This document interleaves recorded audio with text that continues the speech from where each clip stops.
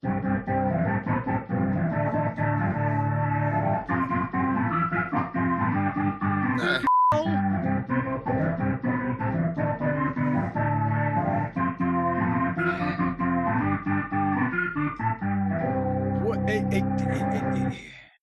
boy.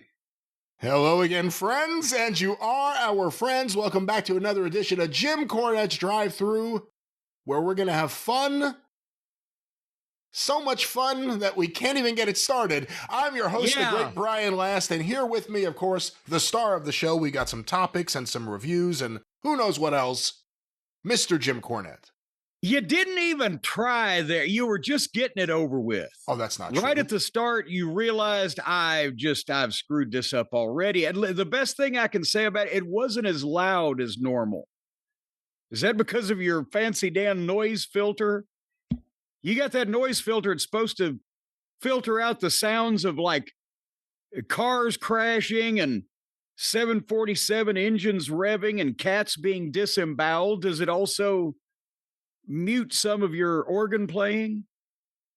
No, and that was the way I intended to play it today because you can't always do the extended version. People get spoiled by that. You kind of have to bring it back to what it originally was, which is the fast-pounding wrestling heat theme song of, what's the theme to the great Brian Last, but we're just babbling and throwing words together here today. It's going to be a great show, ladies and gentlemen. Ladies and gentlemen, we're going to have fun today. It's been a stressful few days previously. We're going to have fun today. We're going to have so much fun we can't stand it. We're going to talk about funny people doing funny things. Here's something that's funny. The goddamn weather sucks. Ha, ha, ha. Do you realize, Brian, that less than 48 hours ago, as we sit here right now, it was the hottest day ever recorded in the month of March in Louisville, Kentucky. 89 degrees is what it was. And this morning, it was 34 outside. And I don't know whether to sweat or shiver because I'm always doing one or the other because I had my sweatshirt and my jacket that I wear now that I'm old and elderly to keep me warm against the cold and the harsh weather in the wintertime, Brian. And I realized a few days ago, well, I'm sweating my fucking balls off. So then I took off the jacket and I got my t-shirts out and I went around and I turned the air conditioning on everywhere in the house so it would be comfy. And then I woke up this morning, it was like 60 fucking 2 degrees because the air conditioning's on and it's freezing outside. So then I got to go around and turn the fucking heat on. Do you have these problems? Having them at the same time as you. It was 20-something this morning. Right now it's about 45. It's going to be 66, I think, tomorrow. So it's all over the place. And now for sports.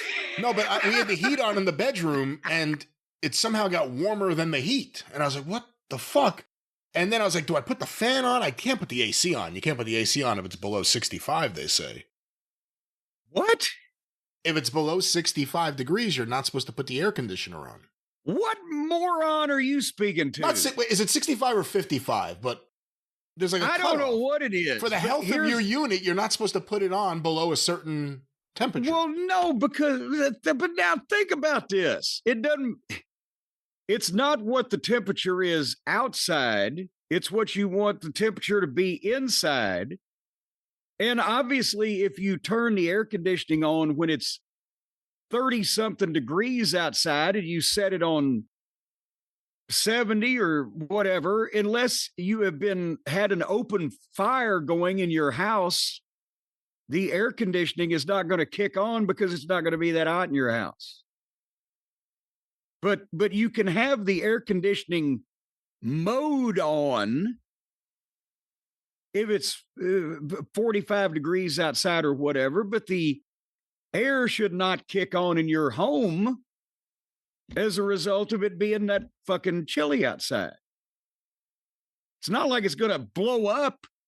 Oh, God, I turned the air on. It's going to be below 50. Well, what are you saying then? What are you telling us? I don't even know. What are we doing? I don't know. The fucking AC guy said this to Suzanne, and then she gets mad at me if I ever have the AC on, and like it's not on in a different part of the whatever. All right, let me walk you through this. Now let's say it's 47 degrees outside. If the AC is set to 65 in the house, and then you're fine because it's going to be 65 anyway. It's not going to goddamn get any warmer than that in the house. If you've had the air conditioning set on 65, it's 47 degrees outside. It's not going to come on, but let's say then later on in the day it warms up and now it's 75 degrees outside and you got your air set on 65. Well, now it's going to come on. I think it was 65. I think it was 65 degrees. They said don't put the AC on because the AC and the heat are in the same unit. Don't put the AC on if it's below 65. I think they said. Well, of course, the fucking it's the same thermostat, but you got your heat as your furnace, and you got your air conditioner as your goddamn big old air conditioner outside thing that it's wired to there. See? This is scintillating talk that you only get here on this show. Well, of course, Jim. I'm all yours. Have I reminded you that you can go now to Jim? Let's get this out of the way. You can go down to JimCornette.com and look at the listings of all of the various ring-worn and ring-used items that I'm selling in my online yard sale, including jackets, pants, ties, shirts, eyeglasses, shoes, fucking rackets, and various implements. They're all there now, and you can view them and what is on sale and all the details. And all that fine stuff goes on sale on Saturday, April 4th at noon Eastern. Since it's all one of a kind, you got to jump on it. So we wanted to let everybody see what they're interested in first, and then you can peruse that at your leisure right now at JimCornette.com. That's right, at JimCornette.com. It will take you, little Sir Echo. There's a plane going by. I don't know if you could hear this. It's going to be... I found a button. Stacy's going to be the only one that pops on that line. It's an old Stewie Griffin line from Family Guy, but it's hilarious in this instance to people who are in the know. Well, Jim, why don't we start today with some... Why don't we start with some fast food? I'm gonna cut you no slack today. I'm gonna brook none of your shenanigans, as Luthes would say. Why don't we start with some fast food news? We have a couple stories here. Let me get your thoughts on this. Five Guys customers fume as chain ditches fry cups for paper bags. And then there's a quote, "Grease soaks through." Any initial thoughts? This is from the New York Post on the idea that Five Guys, famous for having their cup of fries and then they just put a whole bunch around it in the bag if you leave with it, that it will no longer be cups. You'll get a paper bag of fries. Now, let me ask you this, Brian. Let's say that you take your dog to the vet, and because the dog is pooping. It's just pooping everywhere. And the vet turns around and says, well, we can't really do anything to stop him from pooping, but we will give him this, and that way at least he'll poop more. So you'll get more poop. Would that be a good simile? I don't want any more Five Guys fries because they can't fucking cook them to begin with. And I don't know why that more people are not up in arms about this. You've had the Five Guys fries, correct? Certainly. I have, and on some occasions, I really, really like them. They're not always soggy. They're not always a bag of soggy fries. That's what They are not always like trying to eat a handful of spaghetti, is what you're saying. Then maybe you might have found the one place where they cook them, because either that or were they dealing weed out of the drive-thru window? No, it's not. People are now sending us articles about that since you brought that up at McDonald's. Apparently, it's a more widespread practice than we thought. But the point is, they have no crunch to them, except if they're the ones caught in the fucking mesh of the fryer basket and they've been fried 6 times. And so what they do is they fill up the daggum cup and then they dump a bunch more to make it look like they're just being so generous with their goddamn, oh, we're giving you the store here. We want to make no money on you. We're actually spending money to make you happy. Look at all these fucking potatoes. Give the burgers a little more size and flavor. And cook the fries and give us less of the fries, is what I would say. Well, here's an official statement from Five Guys. We now serve our fries in paper bags. We're still using the same fresh cut potatoes and generous portions, but this new packaging helps fries hold their texture and keeps takeout and delivery fresher longer. What texture? It's got the texture of fucking ramen noodles. You know, the fresh cut potatoes, right? He's blaming Idaho. Whatever happened, anything happened to blame Idaho, right? No, it's not. What if you take a fresh cut potato and then pour a fucking gallon of oil all over the top of it and then stomp it with your heel? That fresh cut potato really has been neutralized, hasn't it? That's the Five Guys experience. I never heard it put that way before. Yeah. And then he says, and we give you a lot of them. So you're carrying home 6-8 pounds of fucking oily, stomped on fucking potatoes. Joy, joy.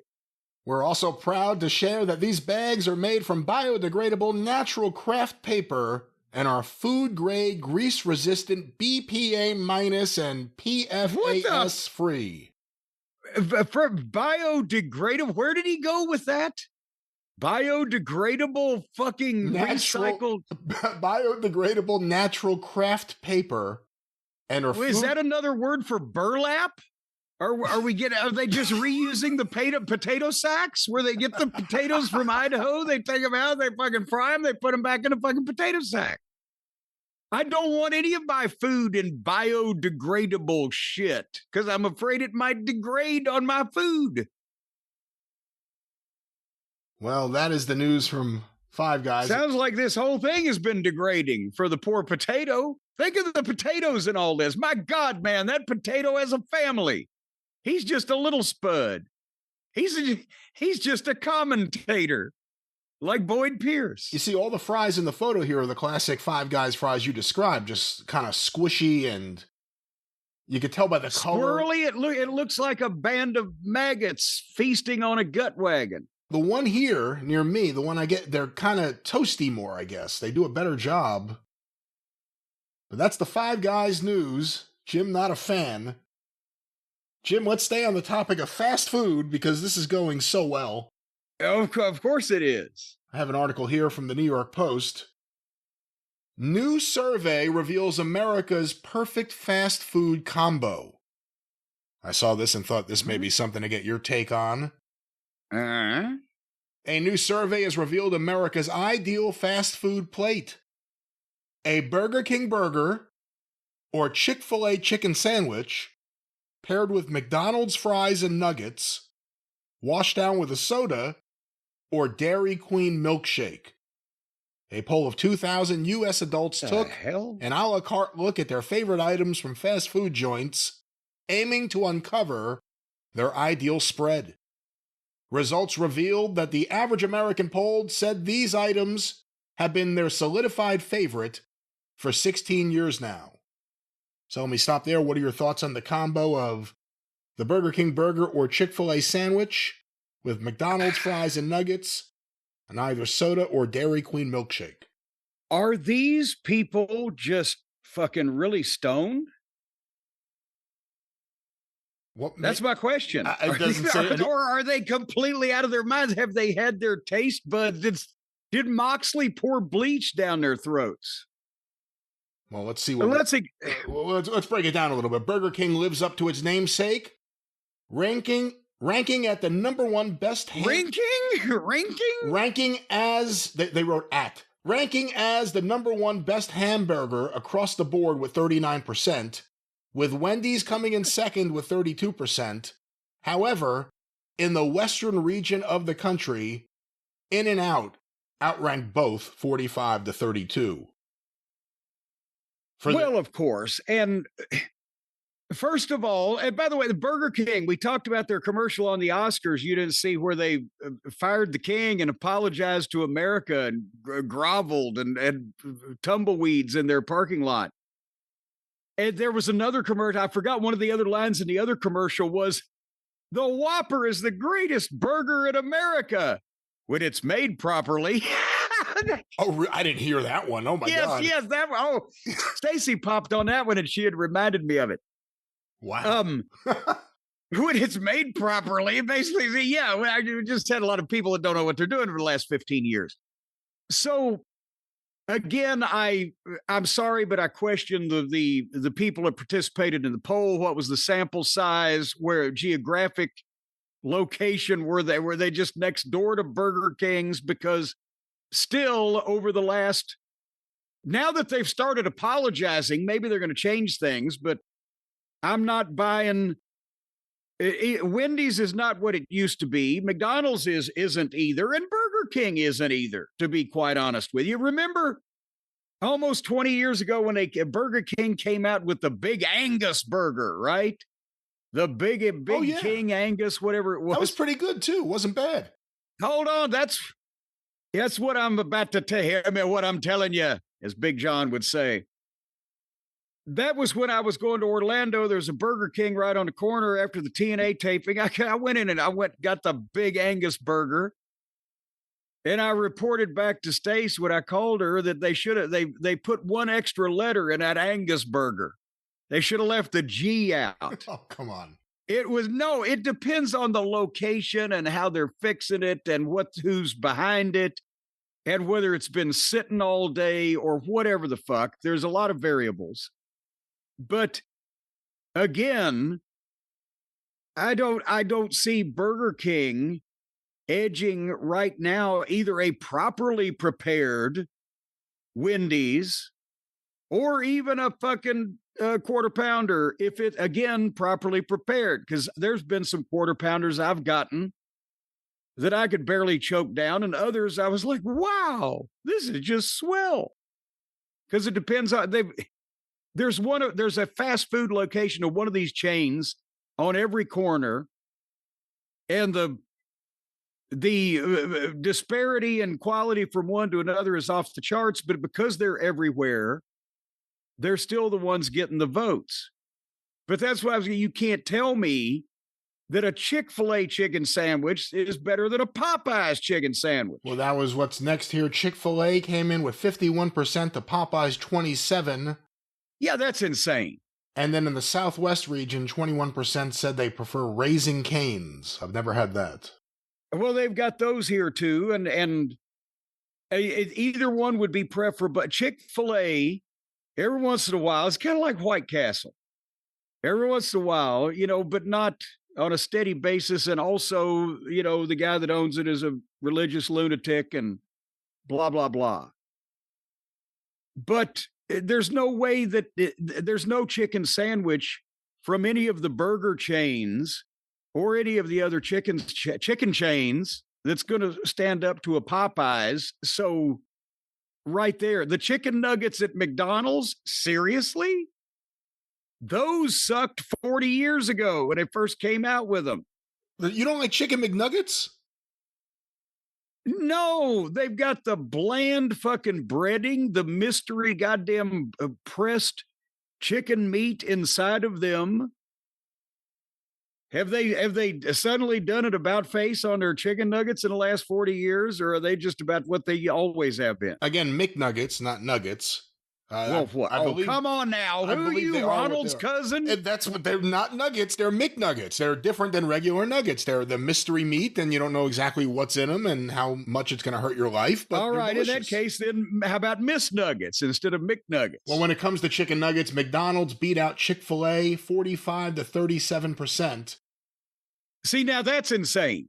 Though Chick-fil-A has the slight edge on McDonald's with baby boomers 37-35. It's a tight race. I will say that the Chick-fil-A nuggets are much better than the McDonald's nuggets. There's no question about that. I mean, it's almost two different things. I almost hate to call the Chick-fil-A ones nuggets. They're They're little breaded bites. pieces of chicken goodness. I mean, that's They're great small stuff. bites of chicken. All right, French fries, Jim. McDonald's clear favorite. More than double the amount of people. 51% to 24% for Wendy's. Wendy's with 24%. But then actually, the closely guarded secret of the whole thing is, do you know who has crinkle cut fries that are hot and just crispy enough and not limp and salty and tasty that nobody knows about, that are just like the ones that all fast food places used to have? Well, it used to be Chick-fil-A. They changed their recipe, but who are you talking about? Arby's. They have crinkle cut, not waffle. Excuse me. They have the curly fries at Arby's, which will just give me heartburn in an instant and are just disgusting. But they have the regular crinkle cut fries, just regular old-fashioned fast food fries, and they're fantastic. That is the best fast food fry on a national basis currently today. There's the regionals, there's the Checkers and Rallies and things, but almost everybody's French fries suck. It's even McDonald's, unless you get them right out of the gimmick. Well, it says here 1 in 5 of those in the Midwest, which is 21%, prefer Arby's for French fries. There you go. Well, this is a very interesting list. But not the curlies. You don't want the curlies. They look like goddamn mannequin's pubic hair. You want the crinkle cut. So what would be your perfect combo? If in a perfect world you could just have brought to you something from all the places you like. It has to be a main course meal like a burger or a chicken sandwich, fries, drink to wash it down with, and what would you pick? I would actually probably at this stage of the game have a triple butter burger from Culver's with the Arby's crinkle cut fries, the fish sandwich that Wendy's used to have when they started having fish sandwiches, because they haven't had a good one since then, but years ago, and the Dairy Queen milkshake, because whoever mentioned that, they were right about that. And also the Freddy's Steak Burgers cheese turds. Is that a chain, Freddy's, or is it one location? Freddy's is a close. I went with Culver's because they give you a little more fucking substance, but Freddy's triple bacon cheeseburger I would go with as well. They're a chain in the Midwest, expanding ever so slightly. In terms of vanilla milkshakes, what are your thoughts on the vanilla frosty? I used to like the chocolate frosty just because it was ice cream and it was in front of me, kind of. It was in front of me, but it's kind of ice cream. But the vanilla is not, nah. It's a little blah. All right, this has been Fast Food News. News you can use. Well, Jim, continuing on here with the show, I have a interesting story that a lot of listeners have sent over. It's going around. It's an interesting one. I cracked up reading it. The wrestler Grado talks about his time in TNA. Grado is a European wrestler. I'm not sure if he's British. Is he British? Well, no, I met him. He was in the burger eating contest I had that my friend Kenny McIntosh set up for us over there in Glasgow years ago. With Joe Hendry. With Joe Hendry. Yeah, Grado, he's from Great Britain, somewhere around there. It is all part of the kingdom. You know, Andrew, Mountbatten, Windsor, and the whole gang, they have the whole big kingdom over there. He's from somewhere there. Well, here's a quote from Grado, who I believe is like a comedy wrestling, I was about to say performer, a comedy wrestler. This was from the Mr. Anderson show. Here's his quote. I get paid. And when you go to the Bank of Scotland, getting an American check, you need to go to the Bank of Scotland. I guess he is Scottish then. Getting an American... Why did you lead me down the path to show my ignorance about where he's from when he's about to blurt out and admit where he's from? Getting an American check, you need to go to the Bank of Scotland.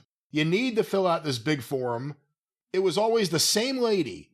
at the Bank of Scotland, she'd see me coming and go, fuck, I need to do one of those American checks that takes about 45 minutes to get into the system.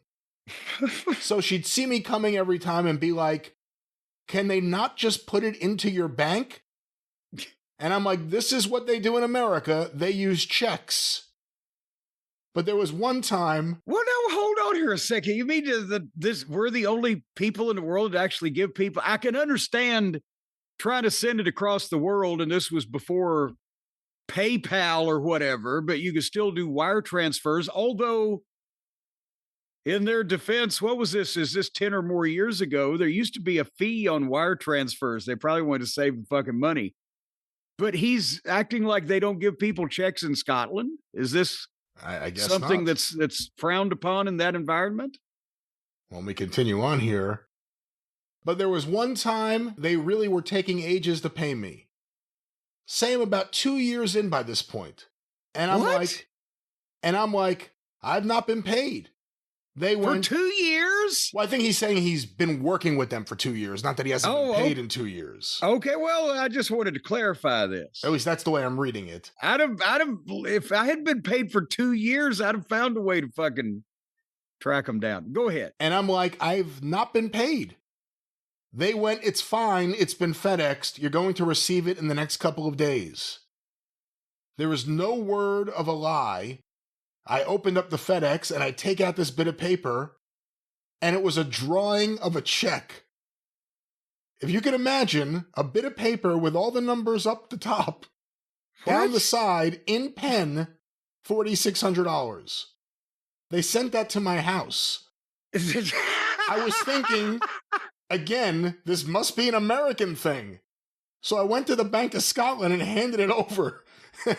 And they went, what the fuck do you want me to do with that? Are you at it? I went, no, seriously, that's what my employers in America have sent me. They sent me a drawing of a check. They were like, there is nothing we could do with that. I was mortified. So let me ask you, Jim, I've never heard of anything like this. TNA or anyone else, have you ever heard of anyone being paid with a drawing of a check? No, I've heard of being paid with a check drawn on a certain bank, but this gives the drawing of a check a whole new meaning. Is that did the numbers correspond to anything? Well, again, they sent it to him and he takes it to the bank. Can you imagine handing that to someone at the bank? That's the thing. I'm surprised they didn't call the police. This is some kind of fucking ransom note or robbery note. This guy, he gave us this check. It was signed by Santa Claus. You know, I always knew TNA had problems. I didn't know it came to this. They didn't have a checkbook. They had to draw checks. Quick, someone draw a check. Not draw up a check. Someone draw a check. Draw a check up for Grado. Was it one of those goofy young interns that Dixie hired out of high school or whatever that thought that's how you drew up a check, I wonder? I don't know. This is our new comptroller, Harvey Kurtzman. He'll be here.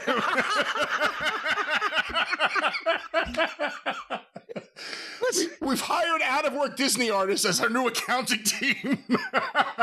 It's normal for there to be a picture of a black and white spy on the letterhead. Who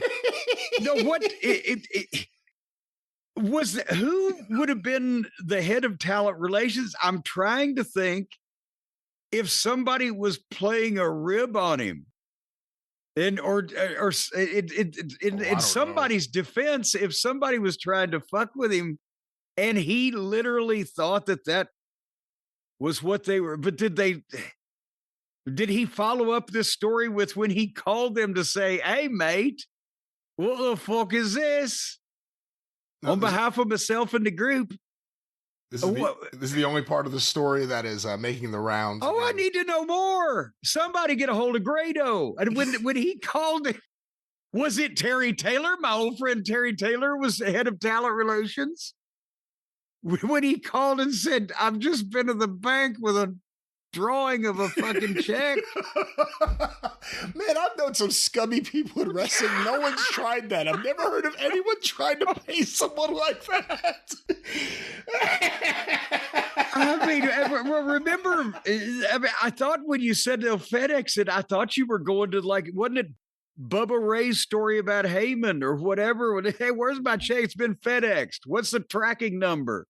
Like 742-564-574. Well, that's too many numbers. We'll just take off the last two. I thought it, but this is even worse than that. It's not even an I. Did it say IOU on the top of it? They actually, I guess, made a rectangle. That's the craziest thing. The idea that someone did this and then sent it like that. And a very TNA story. You know what? Here's the thing now. Again, maybe in their defense, could this have been an elderly person, like say 90 or 100 years old? Because in the old days, that technically from an individual, not a company probably, but from an individual, you could do shit like that. I paid to the order of you've seen it in Daniel Boone, right? They'd write it out, turn it into my bank. So maybe if this person was 147 years old, they just thought that was the way you do business. Again, this is a rather unique story. I've never heard of anything like this. Even in rock and roll, where people fight for their pay and demand cash before they go on stage. I've never heard of anyone drawing a check. Can't get over that. Just the idea, like the concept behind it, too. We have to send them a check. I don't have a check. Was he the only one paid via this method? That's the other question. Was anyone else sent a drawn check? I've never heard of such a thing from the stateside TNA contingent, at least during my time there, from anybody that I knew there. But I've heard of them being late or delayed or things like that. I've never heard of actually sketching out a check. And again, I gotta wonder, was somebody trying to just fuck with him? Because Grado, and we don't want to dismiss him. He was fucking over there, and we won't come back till it's over there. He was over there at one point, probably with about this time, where he was on mainstream television shows, and he had this big, elaborate entrance, and it wasn't exactly Funk and Briscoe, but he was a personality, and more so than the fucking supposed celebrities that TNA had used down through its existence, and they're fucking him around. I mean, for a while, that was the only market TNA had. Actually, was over there. They were doing more business over there than they ever did over here. Remember what I told Jackie Moore? They were said, "Oh, this European tour, these dates going to be the biggest crowds we've ever drawn. It's going to be great." And I said, "Jackie, did you ever think you'd live to see the day that they'd fuck the wrestling business up over here so bad you had to go over to England to draw a house?" And she said, No, I didn't. And I said, "I've got faith." And she said, "Oh, you think we'll bring it back?" I said, "No, I think we'll kill it over there too." And then she went over there and got paid with a check drawn by Terry Taylor. The Bank of Terry Taylor. No, I'll tell you what, every single one of them knew not to fucking give Miss Texas a fucking stiff check. She'd give them a fucking stiff right. She'd kick the shit out of them. Well, we will stay on top of this story and see what else we could find out about what's happening here, Jim. But, perhaps after an incident like this, perhaps you say to yourself, I'm in the wrong business. You say, I'm in the wrong business. I need to do something else with my life. I'm being paid with made-up checks. I'm being paid with checks that have been drawn by roosters. I need to do something more with my life. Jim, we know someone who can help the listeners and help their business. Well, of course, if you even don't have a business, they can help you have a business. You can be had, ladies and gentlemen, and I'll tell you who's going to have you. Shopify. because they are our friends that can have anybody set up to live their life of flatulence through silk, of whining and dining with the kings and the queens. You will skip sleeping in the alley and eating the cold pork and beans because Shopify can make you money, whether you've already got an existing business that's, let's face it, possibly is moribund or festering or slovenly covered in debt, and you want to try to improve it, or you've just got a dream, a vision that you lay awake at night and see of a business that would have you slovenly rolling over in debt. And then Shopify could help you. Whichever one it is, there's that kid. He runs by here every day this time. Shopify is the commerce platform behind millions of businesses around the world and 10% of all the e-commerce in the United States. They got that purple Shop Pay button that we've already established, Brian. That's because when you mix black and blue, you get purple. And that thing's black and blue from people punching it all day long around the world. If you'd like your thing to be black and blue from people punching it all day long around the world, you've got to have somebody like Shopify on your side, a marketing team, a commerce expert, helping run email and social media campaigns, creating websites, uploading products, staying ahead of the law with potential bribes to local officials and businessmen. And if you get stuck, Shopify is always around. Don't do that. No bribes to local businessmen or anyone else. We're talking about legitimate business people, and legitimate commerce. You need a legitimate partner like Shopify. They are there for you. Yes. They will support you like they support us. They are there for you. They will support you like a supporter, but they know who needs to have their palm greased from time to time, and also they know whose territory it is. Things that you pay a little tribute, but they all fix you up. And they have award-winning 24/7 bodyguards with slapjacks called customer support. That's what they call them. So you can just call them up at any time and say, hey, I got a problem. And they'll help you out. Tackle all the important tasks in one place. Inventory to payments to analytics and so much more. Everything making your life easier and your business operations smoother. And again, nobody will ever know what they don't need to know because they'll have no recollection of those incidents on your way to success. And you can right now start your business today or save your business today. Think of them as like a John Taffer of an internet industry. They're going to come in, they're going to run off a little bit of the dead weight, possibly your cousin or your brother-in-law, whoever's fucking this thing up. They're going to slap you around, they're going to get you started, and then you're going to be making nothing but money. And it's only going to cost you a $1 a month trial period to show what Shopify can do for you if you go to Shopify.com right now and /JCE. Oh, wait, if I said that wrong. Shopify.com/JCE. That's how you get the $1 a month trial period, where you're going to basically find out all the things that they can do for you, all the ways that they can help you, all the ways that they can propel you to the promised land, and all the ways that they can keep people who are you encroaching on their territory from getting a little piece of the action the hard way, so to speak. Shopify.com/JCE. All right, Jim. Let's move on from our friends in e-commerce, and why don't we get the people who care about nothing but commerce? WWE had another Monday Night Raw, as they have for quite a while now.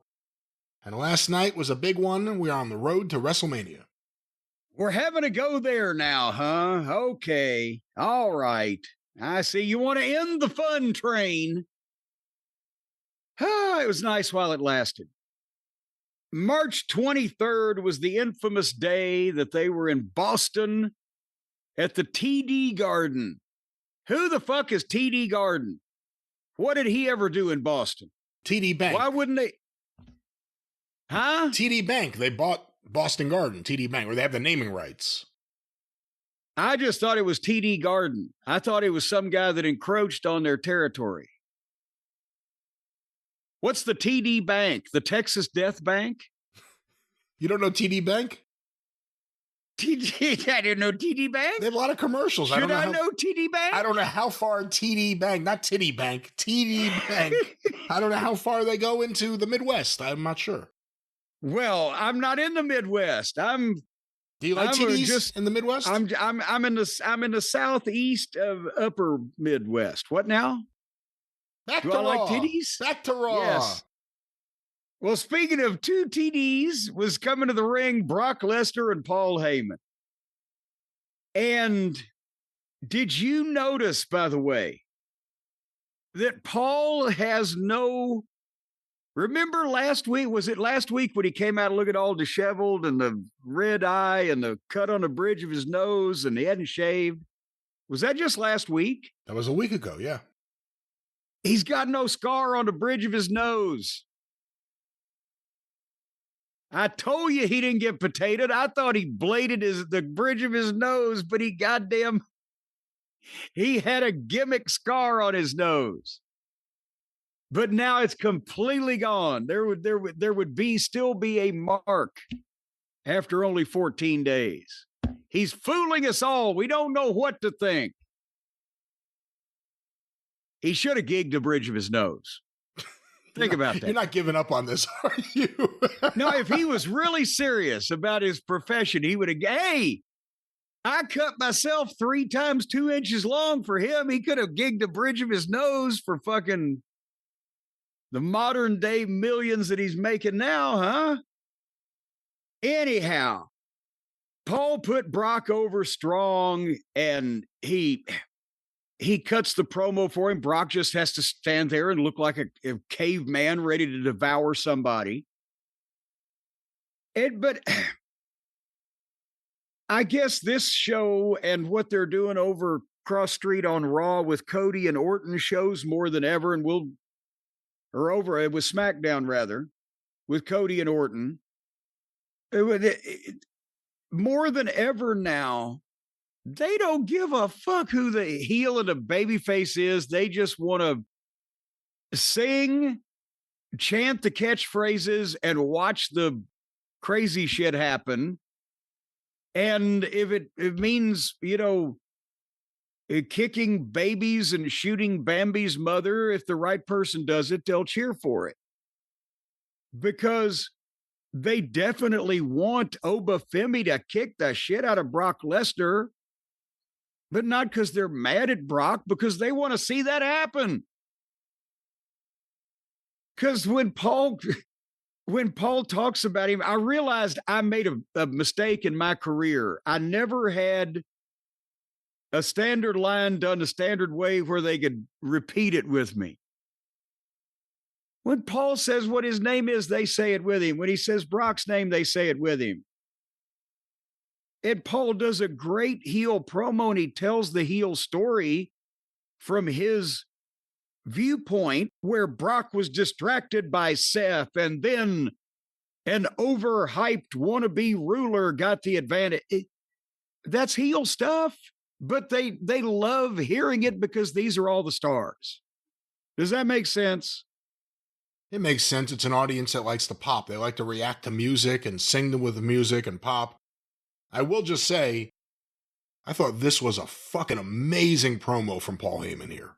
Oh, I mean, it's perfect because he builds Brock back up in that this is a guy you think that Brock is just going to take this and, lying down.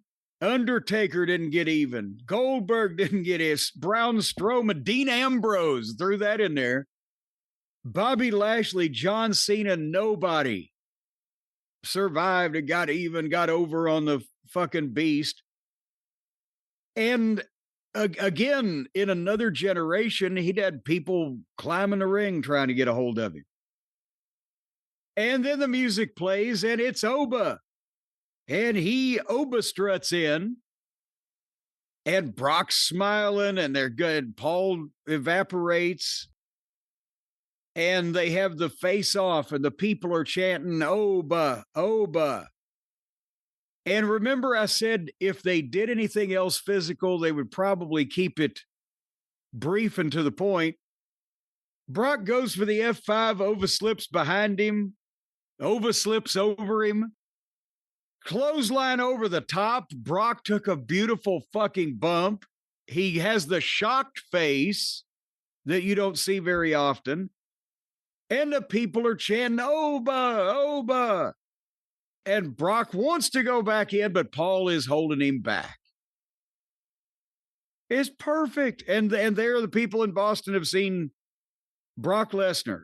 And you've got Madison Square Garden come up next week or whatever. Same thing. They can advertise him. He can come out, stand there, hop around, take a bump, and make a couple $100,000 or whatever the fuck it is. But they're doing this perfectly because you can't show people too much Brock and Oba. I'm not saying it's going to be it could be the shits, but it's probably not going to be. But I'm not saying you can't show them too much because it's going to be the shits. You can't show them too much because it ain't going to be as good as what it is in their imagination already. They want to see it. So let them see it. Just keep teasing, keep tickling their taint. And it's working. This was a tremendous segment. Heyman's promo was incredible, even by his standards. He got so fired up. There's nothing like a Heyman promo than when Brock is right behind him bouncing around. Yeah. There's something really special about it. It's a different dynamic than Heyman with Roman or anyone else. This is one they've returned to on a number of occasions because it works. Heyman cuts this amazing promo, and they explode for Oba Femi. And they made a big deal of the fact that, unlike last week, there's nothing Brock can complain about here. He was face-to-face with him. He took the first shot. Oba got the best of him. That bump over the top rope, Brock Lesnar not caring whether or not he breaks his neck is one of the most amazing things. But at one point it looked like he was head and shoulder first and his hands were nowhere near, and then he just tumbled over, and then the cell. You think like, oh, he must be hurt. He wasn't, because he went right to the cell, and his facial expressions were huge, and then the anger as he's leaving, that this happened to him. This has been the best build of anything to WrestleMania this year. And by the way, believe me, he cares whether he breaks his neck or not, but as hard as it may be for some people to believe, he did it perfectly for Brock Lesnar. That's the way Brock Lesnar, he did it very safely, but nobody that's not Brock Lesnar or maybe Braun Breaker, because it's kind of Steiner-esque. Yeah, nobody like else Rick Steiner or Kurt Hennig. Yeah. Nobody else needs to take that way, but they know what they're doing, that it was not out of control for him. So kudos to, again, Brock. That's the thing. One meaningful bump that he called, I'm sure, is all that was needed to get this fucking thing over. If they'd have put each other through tables, there comes to a point where you go past tease and into, well, we ruined their appetite because we gave them just enough that they're not really hungry, but at the same point, they would have eaten more later. You said that's what I'm saying.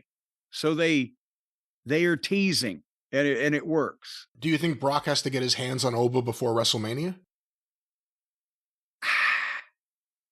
It's 50-50 now with me, because last week I was like, I don't know whether they need to do anything else physical. It may just be made. But since they've done this now, Brock may need to be some underhanded thing that ends up not with Oba Femi laying helpless and being stood over, but some way where he can dump him on his ass, but not more of an embarrassment or a fucking thing that pisses you off than something that fucking lays you out, just to get a little goddamn steam.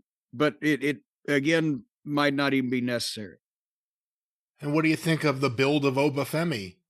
Time will tell from what you get to see of what you think of him in the ring working a long match or something. But in terms of the way people have reacted to him, let's just go back to the Royal Rumble, because that's right kind of after he came up to the main roster. The reaction he's getting from fans, the way he's performing in these angles. What are your thoughts on Oba Femi and the confidence they seem, including Brock Lesnar, that they seem to have in him? Well, and that's the thing. When you said working longer matches, he and Brock isn't going to be long. I think it's Nor should it be. Nor should it be. Nor should it be. It's going to be impactful and fucking smash mouth offense, as JR would say, and exciting throughout, but brief. And I don't know that he needs to go 20 minutes with anybody. Let some son of a bitch on the roster be different. If they've got a lot of confidence in him, and they apparently do, and everybody's working on this, pulling the same rope, then they will also know whether he needs to be going. It's a fallacy that you have to have a 20-minute long match to be competitive. If he's going to be working with other top guys, he can still, as they used to say, Bill Watts had Jim Ross say about Junkyard Dog, they don't pay him by the hour. And the reason for that is boom, but it can be impactful and fucking exciting. But I don't think that the guy, for the gimmick, the way they're presenting him, even if he can do it, I don't think there ought to be a lot of fucking arm drags and hip tosses and chin locks in his matches. So, I think the thing is they've got even though he's still green and inexperienced, they've got a deep talent roster with guys that know either how to get him over like a dominant Superman in 3 minutes, or how to have a main event competitive kind of match in 11 or 12 minutes or whatever without overstaying his welcome until he really is established and gets more experience on the main roster. Well, that was a hell of an opening to Raw. Great opening to the show this week. I agree. Oh, I'm conducting this now, aren't I? I'm turning my page on the notepad here. I'm assuming you didn't watch the Lyra Valkyria tag team match, Jim. Were they? No, the next was the Usos and Theory and Paul. Was what came next. That's right. Instead of Lyric and her friends, they were later on when I didn't watch. Did you watch Logan Paul and Liberty Bibberty's tag team match? Well, now people are going to start bringing signs and just tormenting him with that. It's just me. But I think Bibberty has a lot of potential. I watched the end of the match because I wanted to see what they were going to do, but the Usos are hard to work with for anybody. It seems like they got to be. The timing and the things, it's very unorthodox. But basically, finally, they gave Jay a hot tag that was cold, and Jay made a bleh comeback because it's hard to keep up the excitement of a fast bumping comeback when he's weebling and wobbling and bibbitying and spitting on his hands. You can't keep it. There needs to be more in a tag team match when you got two guys can fucking bump. Get to the point. Anyway, Jay rolled Theory up into the corner, but when he pulled him out, Theory pulled the turnbuckle pad off and ended up with it. So he threw it at Jay to distract him and then nailed him, and then hit a move that was supposed to be that leaping over the top blockbuster thing that's what they call it, right? When you you flip and grab the guy's head and take the flip over him. Did Buff Bagwell used to do something like that? Oh, maybe. Who did that? Yeah, I think so. Yeah. Well, whatever the fuck, did you see when fucking Theory jumped up and grabbed Jay's head? The way Jay took it, he grabbed him and he held him for a second. It looked like that he grabbed him and then suplexed him. Instead, he gave the move. Even the commentators thought that he had given the move instead of taking it. And then fucking Theory covered him, and they were all flummoxed. And then Jay speared Theory and went to the top, and Logan Paul crotched him and posted Jimmy and got the brass knucks. But LA Knight's music played. And LA Knight posted Logan Paul and gave the brass knucks to Jay and distracted Theory. And the referee saw Jay with the knucks and he fucking knocked Theory out because he's a hothead, you know, Brian. He's the one that loses his temper, and he got him disqualified. And so they're all, what the fuck? And then Jay goes back and knocks Logan Paul out too while he's at it. But the Usos lost the match, and it's because Jay just can't contain his emotions. And also LA Knight's stirring this shit up. So we got that going for us. Yes, we do. Do you have any comment on? No, I executed the Uso rule. This turn of events. I executed the Uso rule where I don't watch their matches. I only watch their angles and promos with other stars. So I did not. Well, then I wanted to make sure I kept you up to date on what was going on with them then. Becky and AJ did a promo, and I exercised my right to not listen. And Javon and Grayson Waller, the Waller rule for me. Oh, this was great. You know what? It's not even about Waller. Waller. Love Javon. Anything he does, you know what? It's still, everything he does is fresh and it feels new.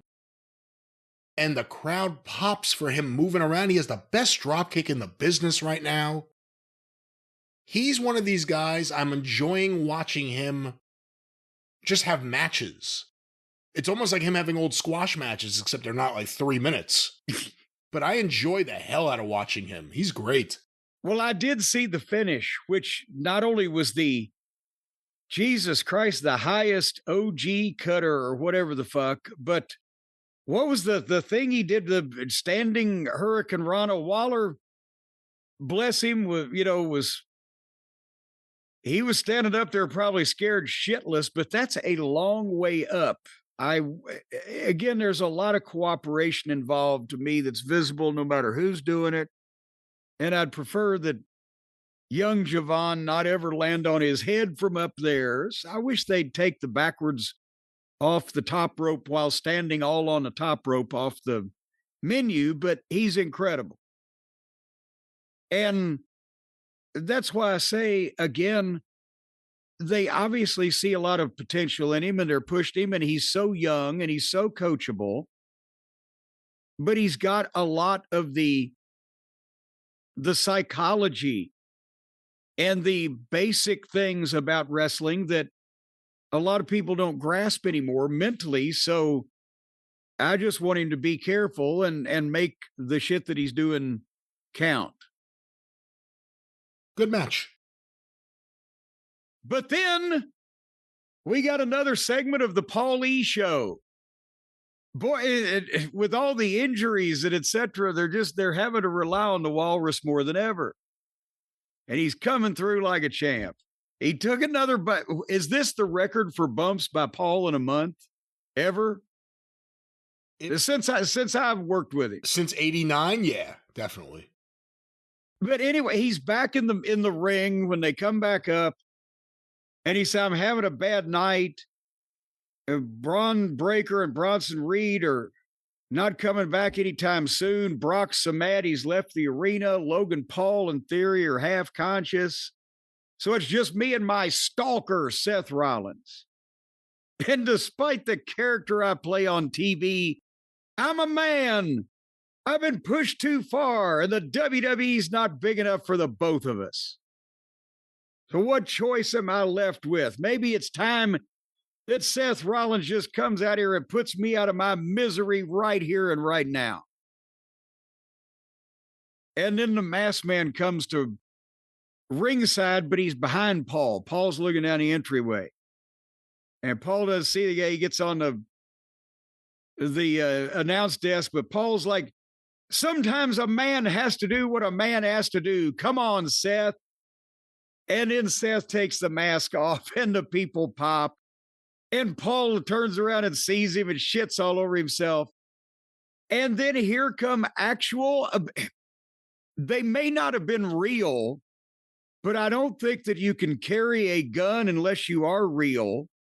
perhaps that Paul insisted they all have real police uniforms and fake guns, but they looked at least more like grown-up police, and they did have guns and badges, etc. They went to Seth and started arresting him.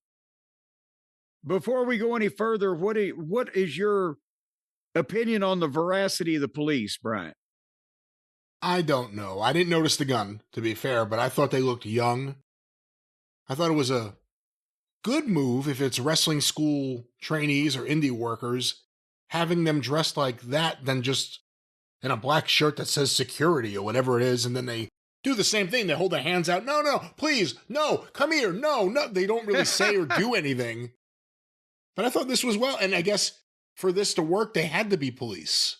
Well, yes. And that's the thing is, again, whether they are or not, they looked more like police. And maybe it's they're in Boston.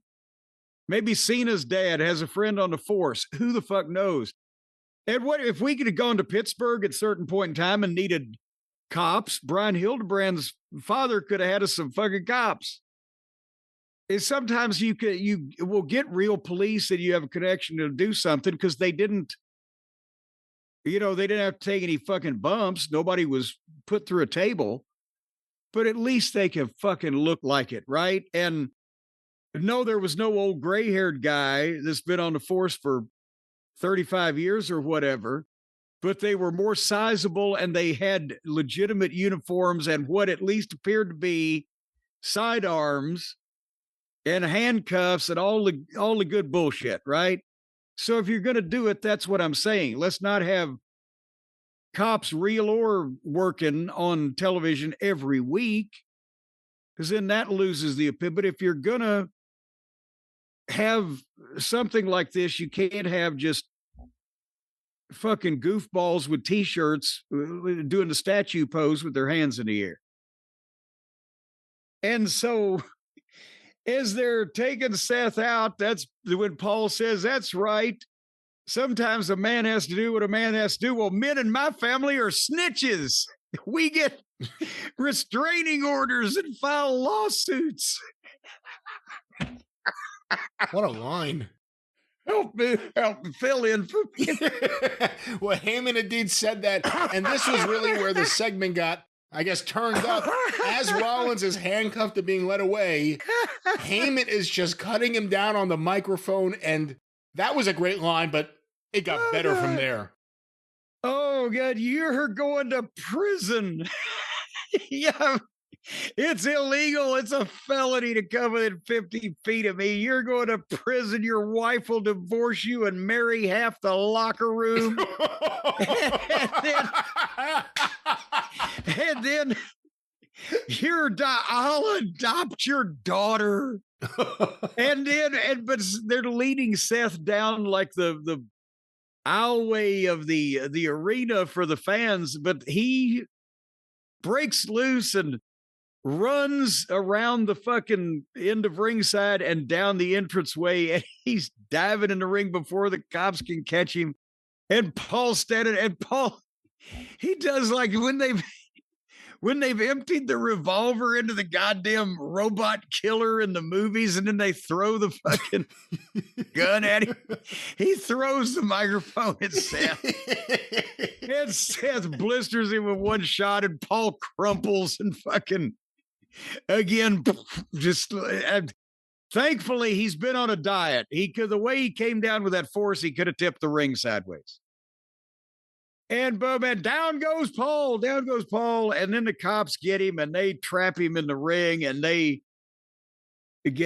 put the cuffs on him. And now, of course, they cuffed him in front, which never happens. It never happened. But think about this. To be honest now, I bet you that one of them raised that, but the guy, didn't he just have a shoulder issue? One of his issues was his shoulder, yes. Well, that's what he's been most recently out for, that he's coming back from. So somebody in management may very well have said, we'll do this entire angle, but you ain't handcuffing his arms behind his back. Because that's just playing with fire as far as a shoulder injury, just for him even getting out of the ring on his own. So they handcuffed him in front and took him off. But you saw Paul laying there after the one punch laughing like, now we have him where we want him. Which is not the only time that would happen on this show. Yeah, a lot of people are getting put where a lot of people want them to be. Did you expect anything else to happen? I mean, this played out well. But for a moment there, I was thinking he's trying to get Rollins to come out there. He must be trying to trap him. If he's saying Brock isn't there and we just saw his other two guys get their ass kicked, there must be someone else about to come out to surprise Rollins, and it never happened. Well, but I think that's the idea. The cops were the trap. Because when Paul said the restraining order, it's a felony to come. He's filed a restraining order, and that's why he got Rollins to come out there and get within the space of him so that he could have these cops come and so that was, and also because they need to fill up more time because all their top guys are hurt and Paul's a genius. So what do you think of the idea of a restraining order between now and WrestleMania? Well, Russo's still alive, so they must work. That should be Rollins' gimmick. He starts signing them and selling them. With money going to the Crusade for Children. I was about to say only if the money goes to Crusade for Children. But no, this is something that Seth and his masked men and distractions are they going to try to get around the restraining order against him, put on by Heyman so that they can do the whatever at WrestleMania? This is part of the, it's part of the build. So we believe that Seth is going to be there, but there's questions about how quick Breaker's going to be back, how Seth is doing, what the fuck. So this is something to make it interesting. At least unless Paul takes another violent bump like that, he should be injury-free going into the pay-per-view. And it can't just be Heyman ordering cops around to arrest random masked people as they show up and yelling, "That's Seth Rollins, there he is, no, there he is." Yeah, no, that was one of the best episodes of Alfred Hitchcock Presents when the woman saw the guy that raped her and told her husband, and her husband went and killed the guy. And then they're driving down the road the next day, and his wife goes, "Oh my God, there he is. That's the man who raped me."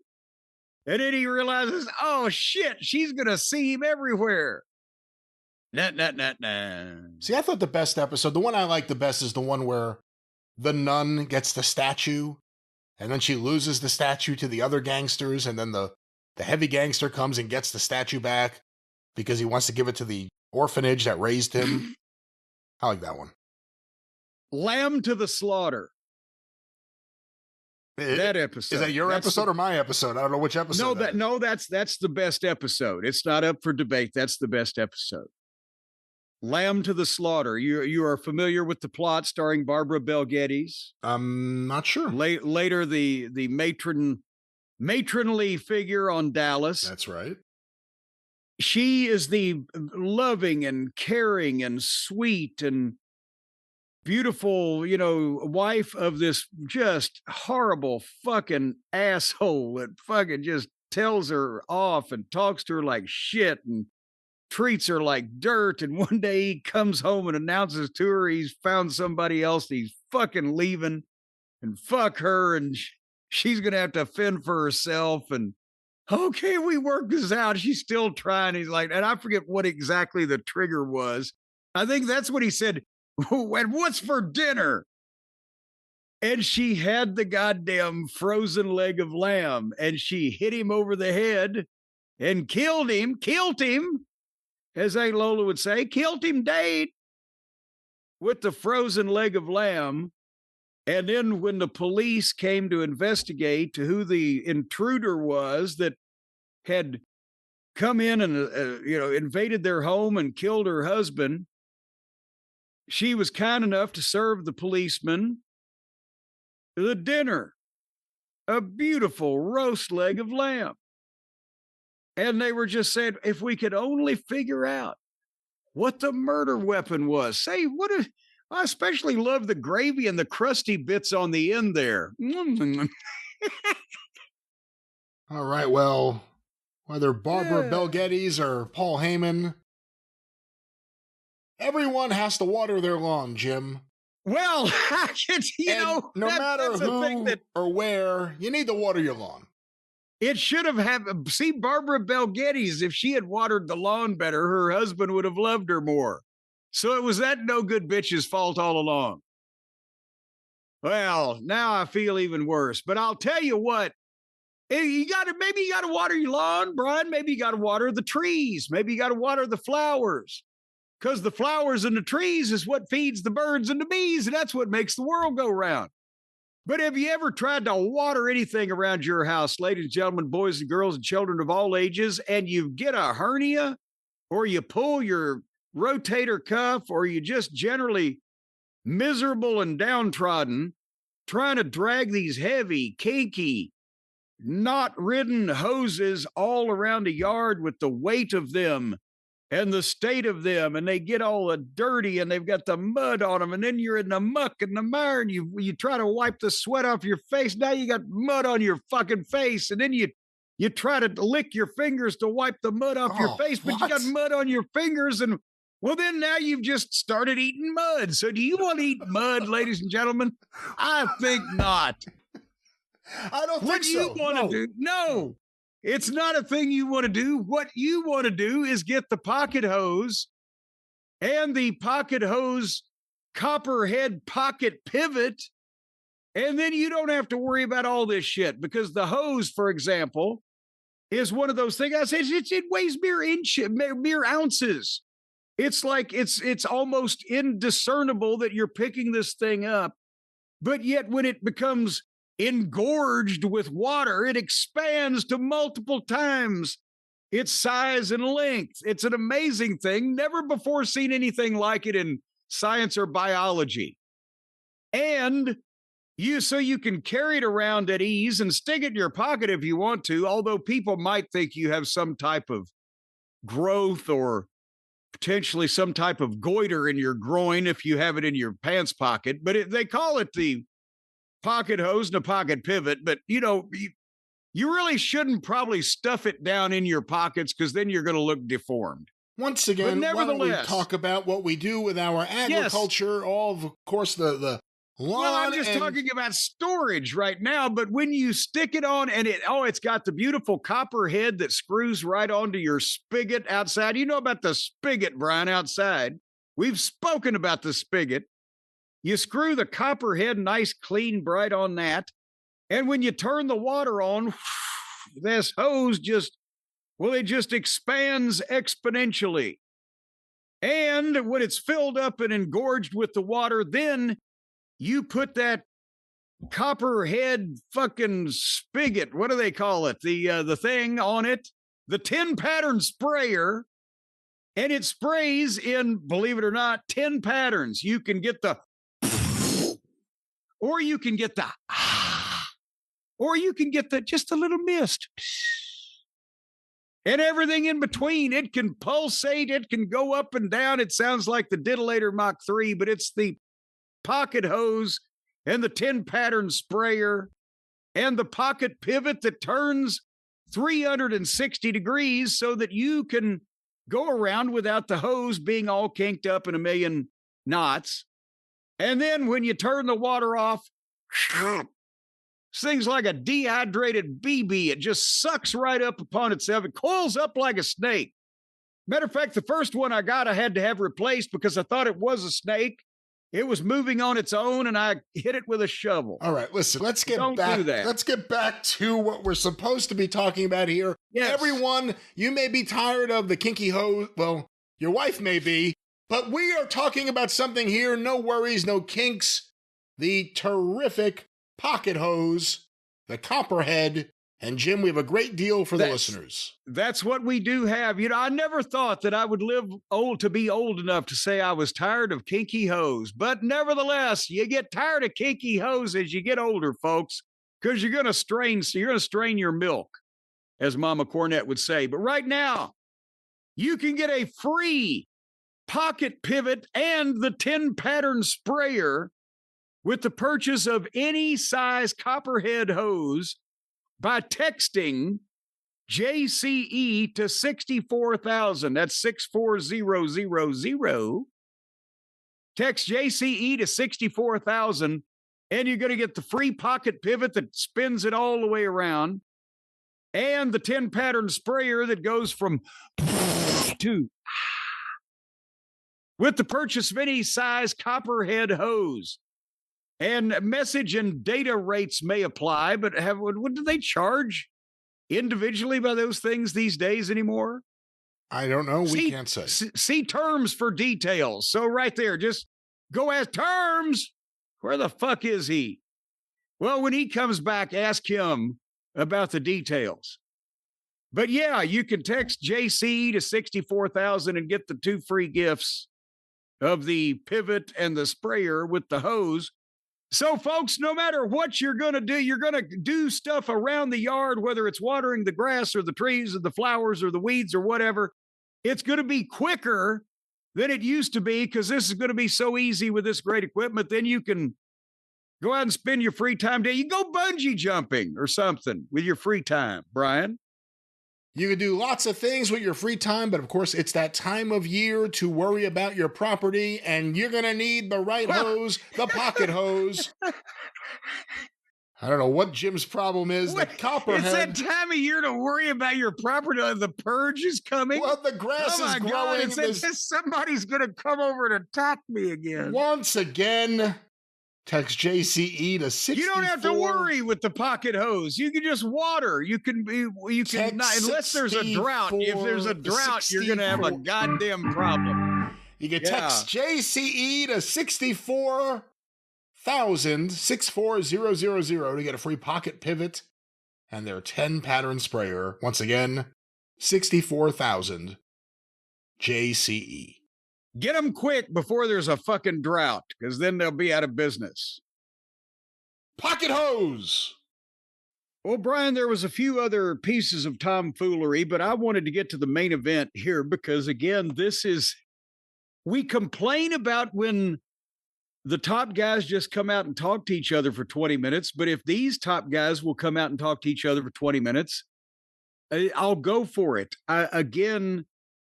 The thing with Punk and Roman, and they've got the Usos involved that, Punk is being able to call them the stooges of Roman Reigns because they're kind of put in that position, but they don't want to be, and blah, blah, blah. But before Punk even makes his entrance, Jimmy's in the back and says, hey, be careful what you say out there because my brother's on the warpath. And he said, oh, be careful what I say. I'll make sure to do that type of thing. And then like a Mussolini, I can't do it today. I'm froggy. And Punk is headed out to the ring and they go to the break. They go to a 2.5-minute break. They come back and they plug a fucking video game. They billboard the WrestleMania main event. And then we see he's still in the ring and they're still playing the music. If I was the talent and the live audience, I would be out of my mind. But nevertheless, and they're chanting for him, the big CM Punk chants. And, he says, hey, Jimmy told me to be careful what I say because, Jay's on the warpath. Do you want me to be careful? No. And his promo is Roman Reigns can't do anything without his cousins, and his cousins can't do anything without Roman. Nobody in the family can do anything on their own. And Roman was saying all the Samoans were going to come after me. Well, here I am. Hey, this is a shit-talking business, but it's words to hype a fight.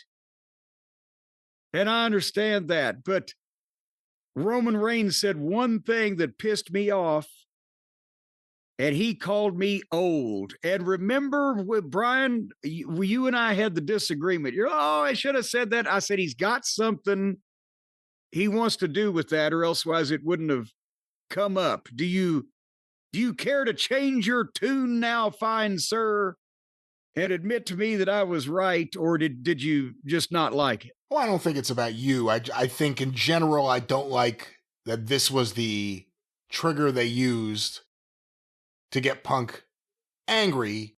But with that said, I thought Punk's promo here was great. The explanation was great. And I recognized they needed a trigger to get Roman angry at CM Punk. So, and I submit to you, counselor, that the horse did come before the cart, because the reason that they used that as the trigger is because Punk had this promo.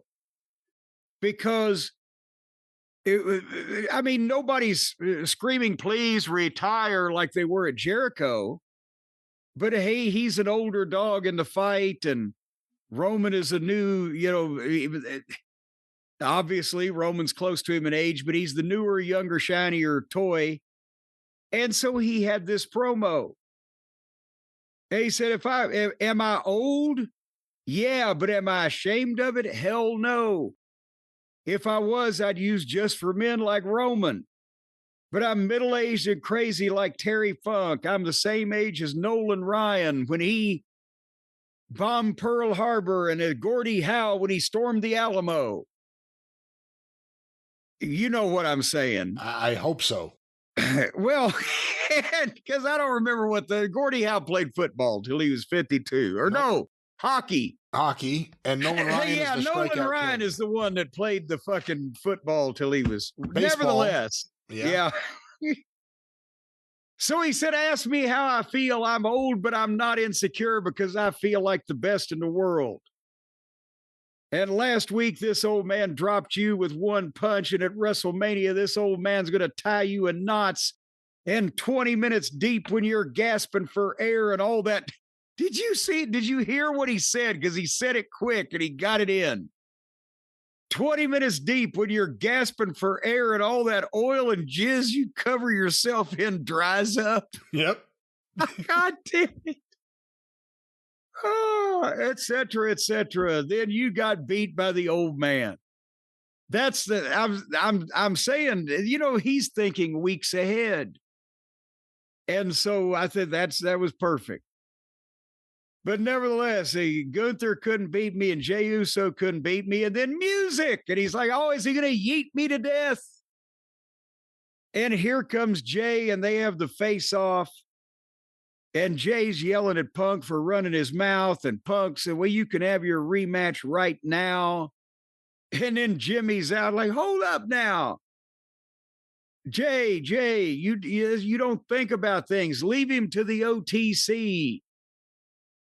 And meanwhile, Punk is standing there smiling, watching the Usos argue. And then Roman music. And he set the record for getting to the ring. He was to the ring in less than a minute. And he's staring a hole through Punk. And now we're like 15 minutes deep into this thing from the entrance. And we got about 5 minutes left. And it's building. And Roman glowers at Punk forever, and the fans sing for Roman. And then Roman tells Jimmy that, you had a tag match, it's done, get your brother and leave my ring.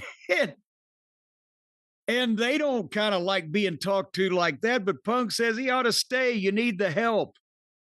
And fucking Jey charges Punk, and Punk nails him, and Jimmy grabs Punk, and Roman Superman punches Punk from behind.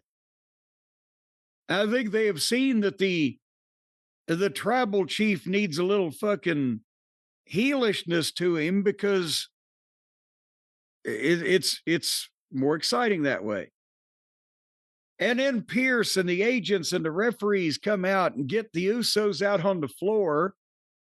But then Jey is telling Roman, he talks him into getting back on Punk. Get him now. You got to get him. And Roman spears Punk and goes to the floor and throws him into the post and power bombs him through the announce desk. And remember what I said earlier, Brian. I said, they're cheering all the time. They cheered Brock when he did, things after fucking Heyman cut the great heel promo of modern times, and they're cheering Orton after he impaled Cody like Vlad the Impaler. And The people are now chanting one more time. After fucking Roman powerbomb Punk through and they love Punk. But they just, but Roman stalked off and left, and Punk was laying there selling, but they were trying to get him up, and he was laughing. He's, I'm not the one that needs the help. Because now he's gotten to Roman again. So I love the performances, but the fans, unless you're just a complete dick, I don't think they're going to dislike anybody at this point. Your thoughts? Do you think the Usos, I asked you this a couple weeks ago, or I think it was a couple weeks ago. What do you think of the chances of the Usos turning on Roman to go with CM Punk? Well, see, that's the thing is, I don't see them going with CM Punk. Would it be possible that either one of the Usos or both could turn on Roman? Yeah, and that could go either way. It could be the Usos turn heel on Roman, or the Usos turn on Roman because he is becoming more heelish. But Punk shouldn't want him because he's still a babyface against anybody but like Roman, who has, a following.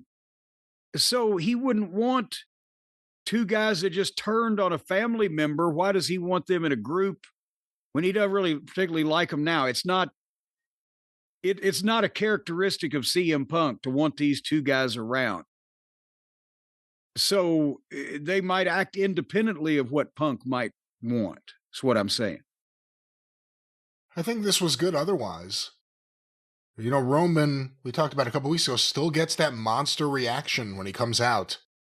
That music still is special, although it's been altered a few times. And as bad as the Usos may be in the ring, apologies to anyone offended by me saying that, they excel in segments like this. Yeah. And it used to be Jay that got all the attention. I think people are realizing now in a, at times, subdued way, Jimmy's just as good. They're not both just rabid and intense. And it works like that, and you have the whole dynamic with them and Roman, where he still acts like he's their boss. Yeah, get out of my ring. Get your brother. So we'll see. I mean, I like the idea. This is the most interesting Punk has been in a while. Not to put anything he's done down. I'm not saying that, but he's just kind of been babyface CM Punk. Not, I'm fucking with you, CM Punk. Yeah.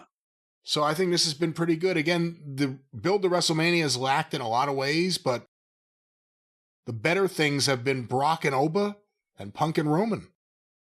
And Cody and Orton also, because they've got the same problem, is that they're going to cheer Orton to just kick the shit out of Cody now, but at least it's a big mega match. It's a big money match with guys that are super over.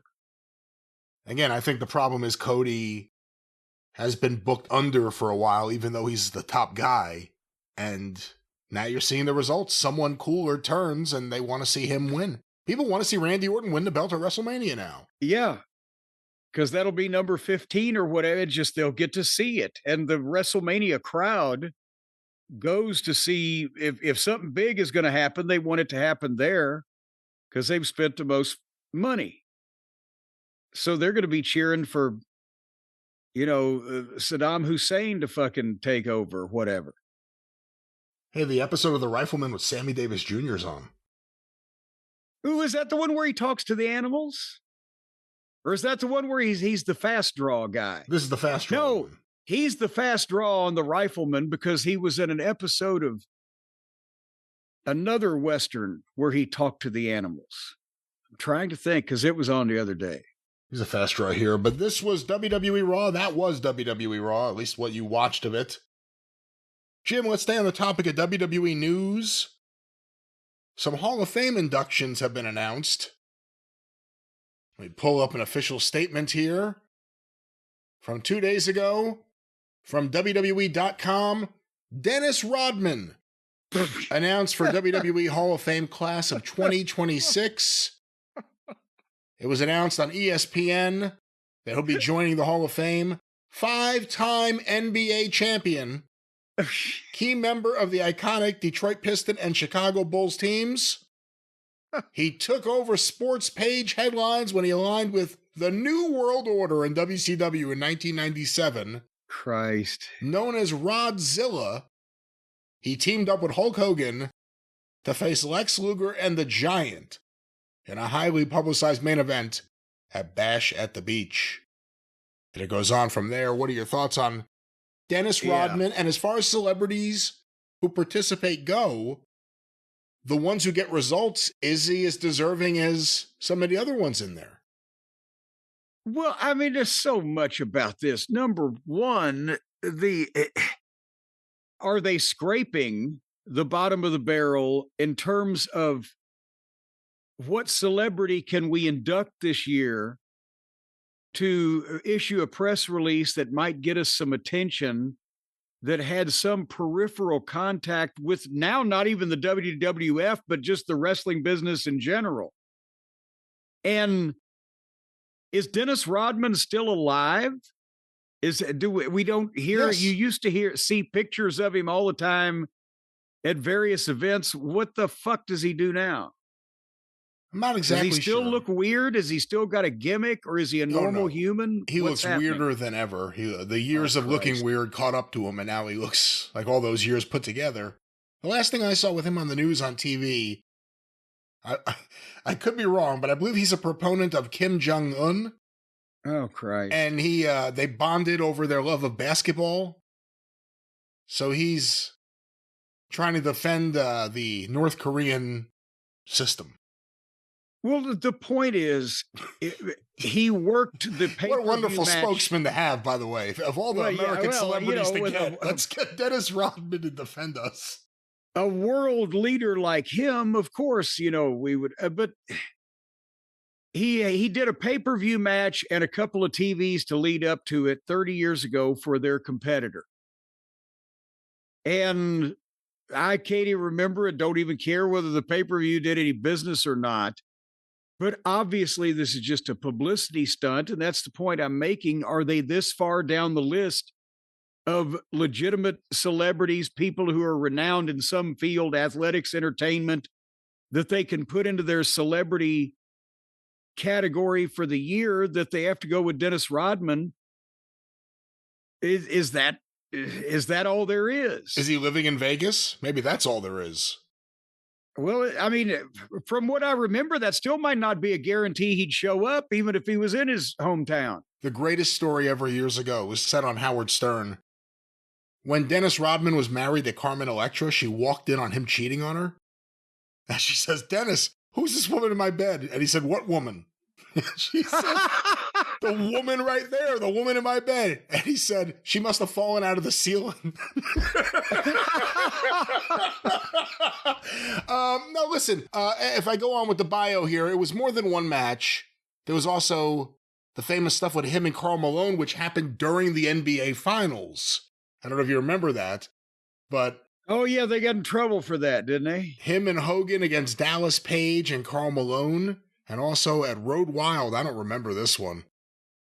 Rodman also had a memorable match against the legendary Macho Man Randy Savage. What? At Road Wild in 1999. Oh, that's when they used to go to Sturgis so Bischoff and all the guys could ride motorcycles. That's right. And they would lose money by charging no admission and having a fucking TV shoot in the middle of a goddamn desert.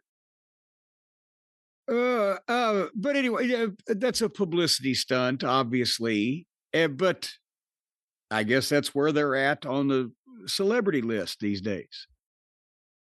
Well, Jim, in other news, WWE today, as we are recording, had an announcement. Let me go to this. Former WWE champion Sycho Sid Dennis will be inducted into the WWE Hall of Fame as a legacy inductee and a member of the class of 2026. Then there's an image of him here. A different shade because he's a legacy inductee, so it's black and white. He's not allowed to be in fucking color. And Triple H has a statement, and here it is. No matter which moniker you knew him by, Sid's intensity was palpable across the ring and through your TV screen. a multi-time champion in WWE and WCW, and a 2-time WrestleMania main event, because that's now a stat. It's a pleasure to announce that he will take his rightful place in the 2026 Legacy class of the Hall of Fame. The Legacy class, which basically means we're not going to do anything at the ceremony except say your name once real quick. Yes, and Sycho Sid from the same era, a contemporary of others like Whipper Billy Watson. What the... Again, this is ridiculous. Sid, whether you liked him or not, was a legitimate star for this company in more than one period, more than one run, never a long one, as we know. But everybody knows who the fuck Sid was. And he was a wrestler in this company that is putting on this shindig, this, slamboree level event. But you're inducting Dennis Rodman, who had a peripheral moment in the business 30 years ago, on the regular program in the regular class. But Sid, who everybody would want to see inducted into the regular class, is in the legacy wing, where, as you said, they're going to say his name real fast. He's a name. He's a star. What the fuck? I don't. Why not save it till next year if you've got too many and you can't worm him in? They'll just play some dramatic music, and real quick you'll have a couple images of it. It'll be Tony Parisi, Sid Justice, Doink the Clown. It'll just go on, and then they go back to the people who were actually invited and who have family there. Obviously, Sid has passed.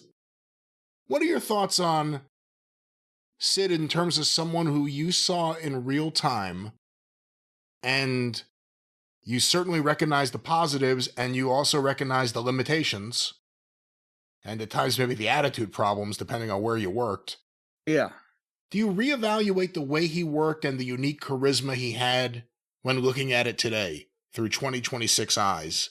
You lived through it, but you've seen so much since then. Do you see him a little differently today than you would have in 1996? I think the main difference as I look back is, I think instead of Sid being just an asshole, I think he was more of the flaky guy who was convinced that he was right, rather than just being a dick by leaving all the time or walking out or whatever the fuck the issue led to his repeated departures. He was just more flaky, and he could be just a wonderful, nice person, or he could be fucking nuts. But nobody looked like that and could talk like that. And the word intensity had that. And he got over. Remember, we talked about that match with the skyscrapers on pay-per-view with the dynamic dudes or whoever it was, where Bash 89. Yeah. Yeah. The people booed everybody in the match except Sid. They chanted for Spivey to tag Sid when they were the heels, and then popped like crazy when Sid would get in, and fucking everything he did. He would get over like he got over, what was Michaels in the Garden? They loved the look of him. He was a superhero. And if he had been more mentally mature, he would have had longer runs making huge money, because he could do athletically more than enough to be a top fucking pro wrestler at the size and look of him. He didn't need to throw drop kicks off top rope. So he wasn't dangerous unless he just wasn't fucking paying attention. But that's, as he got a little older and started to learn a little psychology, the ring got better, but at the same time, you couldn't get him to commit. You couldn't get him to, I should be paid more than that guy, or gosh, I just want to play softball this season, or whatever the fuck, right? And that's what, pretty much doomed him.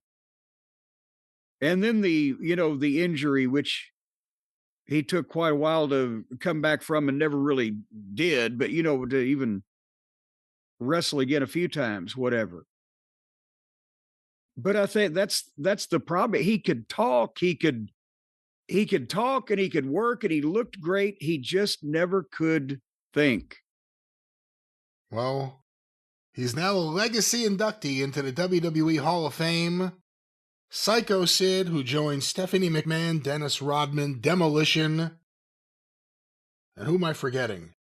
And I'm forgetting another in this year's... AJ Styles. That's who it is. Oh, yes. Well, he's been there for, recently where we just take him for granted. But, yeah. Well, that is that. Jim, let's get some questions here. I got a question sent to CornyDriveThru@gmail.com from Donnie in Allentown, Pennsylvania. I always wonder what the actual origin of the professional wrestling smart mark fans came from. Was always thinking Philadelphia or Baltimore. Am I correct? Some interesting grammar and spacing issues here with the email, but you get the drift. And no. You are not correct. In the modern era, Philadelphia probably yes, and in Baltimore just because the people from Philly started coming to Baltimore and it kind of spread sort of like a virus. But if you want to talk about the birth of any smart fans at all, Brian, we've talked about this. Fan clubs for the wrestlers go back to the 50s because the 50s as a whole were a big time, not only for wrestling on TV, but for fan clubs in general. There was a Mickey Mouse fan club. For the Mickey Mouse Club TV show, you could join that, right? And get a membership card. No, I've said, or the Lone Ranger, the Little Orphan Annie fucking decoder ring. That was a big deal. And in the 50s, the guys that had fan clubs, it was usually some, Bobby Soxer or, even older than that, girl who was kind of fixated on the wrestler. And you've seen some of those old pictures, Brian, in the fan club columns in the wrestling magazines, right? And Georgianne Macropolis. Yeah. Georgianne Orsi. Yes. Georgianne Mastis. She had a few different names. Well, now she wasn't trying to stay ahead of the law. She was her maiden name, and then she was married once, and then married again. She was around for 40 years. So, but point being, then it looked like to me, and it kind of seems like this is the case, that in the 60s, it became more young guys starting to have the fan clubs and sometimes it was the heels. Remember Johnny Dark and Sam Phillips kids in Memphis for the Sputnik Monroe fan club. And Rock Riddle, the wrestler and sometime manager, was actually the president of the Rip Hawk and Swede Hansen fan club in North Carolina in the 60s. And you started seeing the pictures in the wrestling magazines, Pen Pals or whatever. A lot of times it was just, kids, girls, guys who wanted to meet girls. But every once in a while you would see the picture of some guy's name that would turn out to be a guy who a couple of years later would do one of the early wrestling results newsletters. That Ron Dobratz from, where was he from? Chicago? Tom Burke did the Global Wrestling News Service newsletter. And these became the smart fans because they were the guys mostly that were around the business, that were going to all of the shows in a given market and kind of picking up their own impressions. And then they would trade results and programs with people in other areas that kind of were figuring the same things out. And me and Norman Dooley in the 70s, except I already kind of, had the in as a photographer, but at the same time, we're still trading information with people from other areas that are the smart fans of that time. That's kind of how it happened. People that were so enamored of the business, they wanted to save the programs, they wanted to commemorate the results, they wanted to memorialize the title changes, and they wanted to find out what was going on when one of their favorite wrestlers left that territory and went somewhere else. Shit, I got to find somebody over in Dallas. There was this pair of sisters, these twin sisters, Ruth and Pauline Crow, and they were easily in their 50s or 60s in 1977. So I'm assuming they're gone. But they loved the Gibson brothers so much, Ricky and Robert Gibson, that when Ricky and Robert in the summer of 77 went on that tour in Nova Scotia, they found somebody in Nova Scotia somehow to send them newspaper clippings. So they were there like 3 weeks, but they could see, you know, what Ricky and Robert were doing. And they weren't smart to wrestling. They just had a crush on these guys, but they became smart when they realized that, you know, some of the same, when they went to Knoxville and the same thing happened as it happened in Louisville, and that's how they got smart. But it was a very small and very dedicated group at that point in time, with no internet and not only no encouragement, but discouragement from most of the promoters, you know, who didn't want all of the things to be known across country. Does that answer the question? I don't know if it did, actually. What was the question? The origin of the smart mark. That was the origin of the smart mark. I mean, that was the origin of, I guess so. That was the origin of fans getting smart. And again, the level of smartness has changed, because I would have fit that category of smart mark in 1981, even though I was a photographer. I was still, as I said, not supposed to officially be smart, even though some people like Bobby Fulton, whatever, knew I was. But I didn't fully understand the whole system of the booker and the promoter's roles and who was doing what in all of the territories until I actually got into business.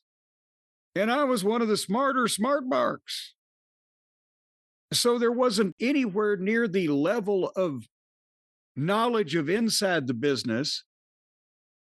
The way fans originally got smart was by that method I just mentioned. And then, to be honest, it was fed upon by Turner Broadcasting buying Crockett. And, you know, in the New York Times, they were like, well, we're changing the scripts. And Vince with the New Jersey Athletic Commission, the big promoters, for their own various selfish reasons or stupid reasons, just coming out and admitting that they were a work, is what then magnified a bunch of people who had always loved wrestling into chasing down this inside newsletter shit so that they could be smart too. And then suddenly, everybody, whether you learned to wrestle from some guy in his barn in fucking Crossett, Arkansas, or got your smartening up in a newsletter from a guy from California, everybody suddenly got over smart and thought they're smarter than they really fucking are. And that's what led to the birth of the modern smart mark, or whatever the fuck. And what are your thoughts on the actual term smart mark? When did you first hear the term? And what are your thoughts on fans calling other fans marks? Well, see. Is that just silly, or what do you think of that? Well, what was you asked several questions there. The first one was smart mark.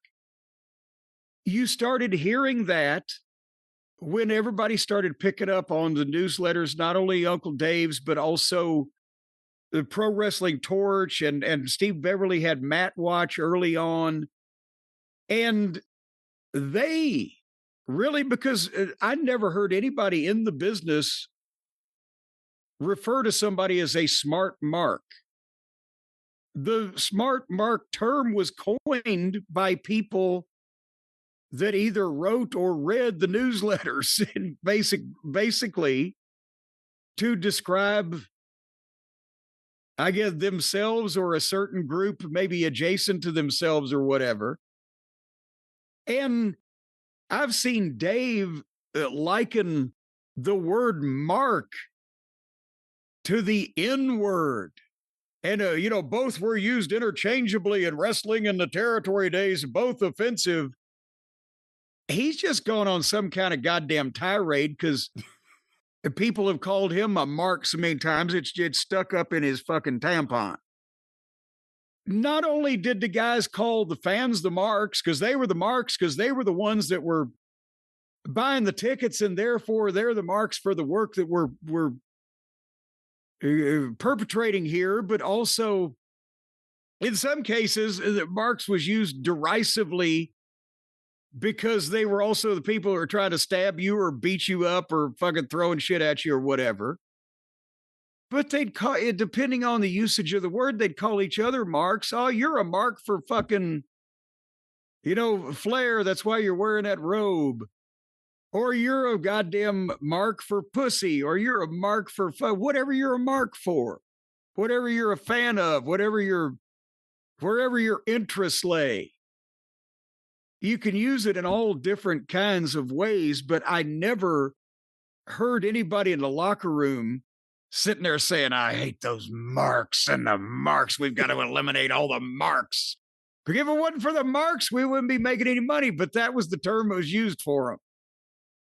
Now, if it was a particular mark that had jumped you and you'd gotten in a goddamn big hey rube with them and the cops and blah, blah, blah, and it'd be a fucking mark, yeah. But no, it's just, but that's, again, in the Carney days, the mark literally was marked. When they saw a guy that was falling for the crooked fucking games, a guy would walk up to him and just put his hand on his shoulder or whatever and put a chalk mark on him, the mark. So everybody know they can make some money off of him.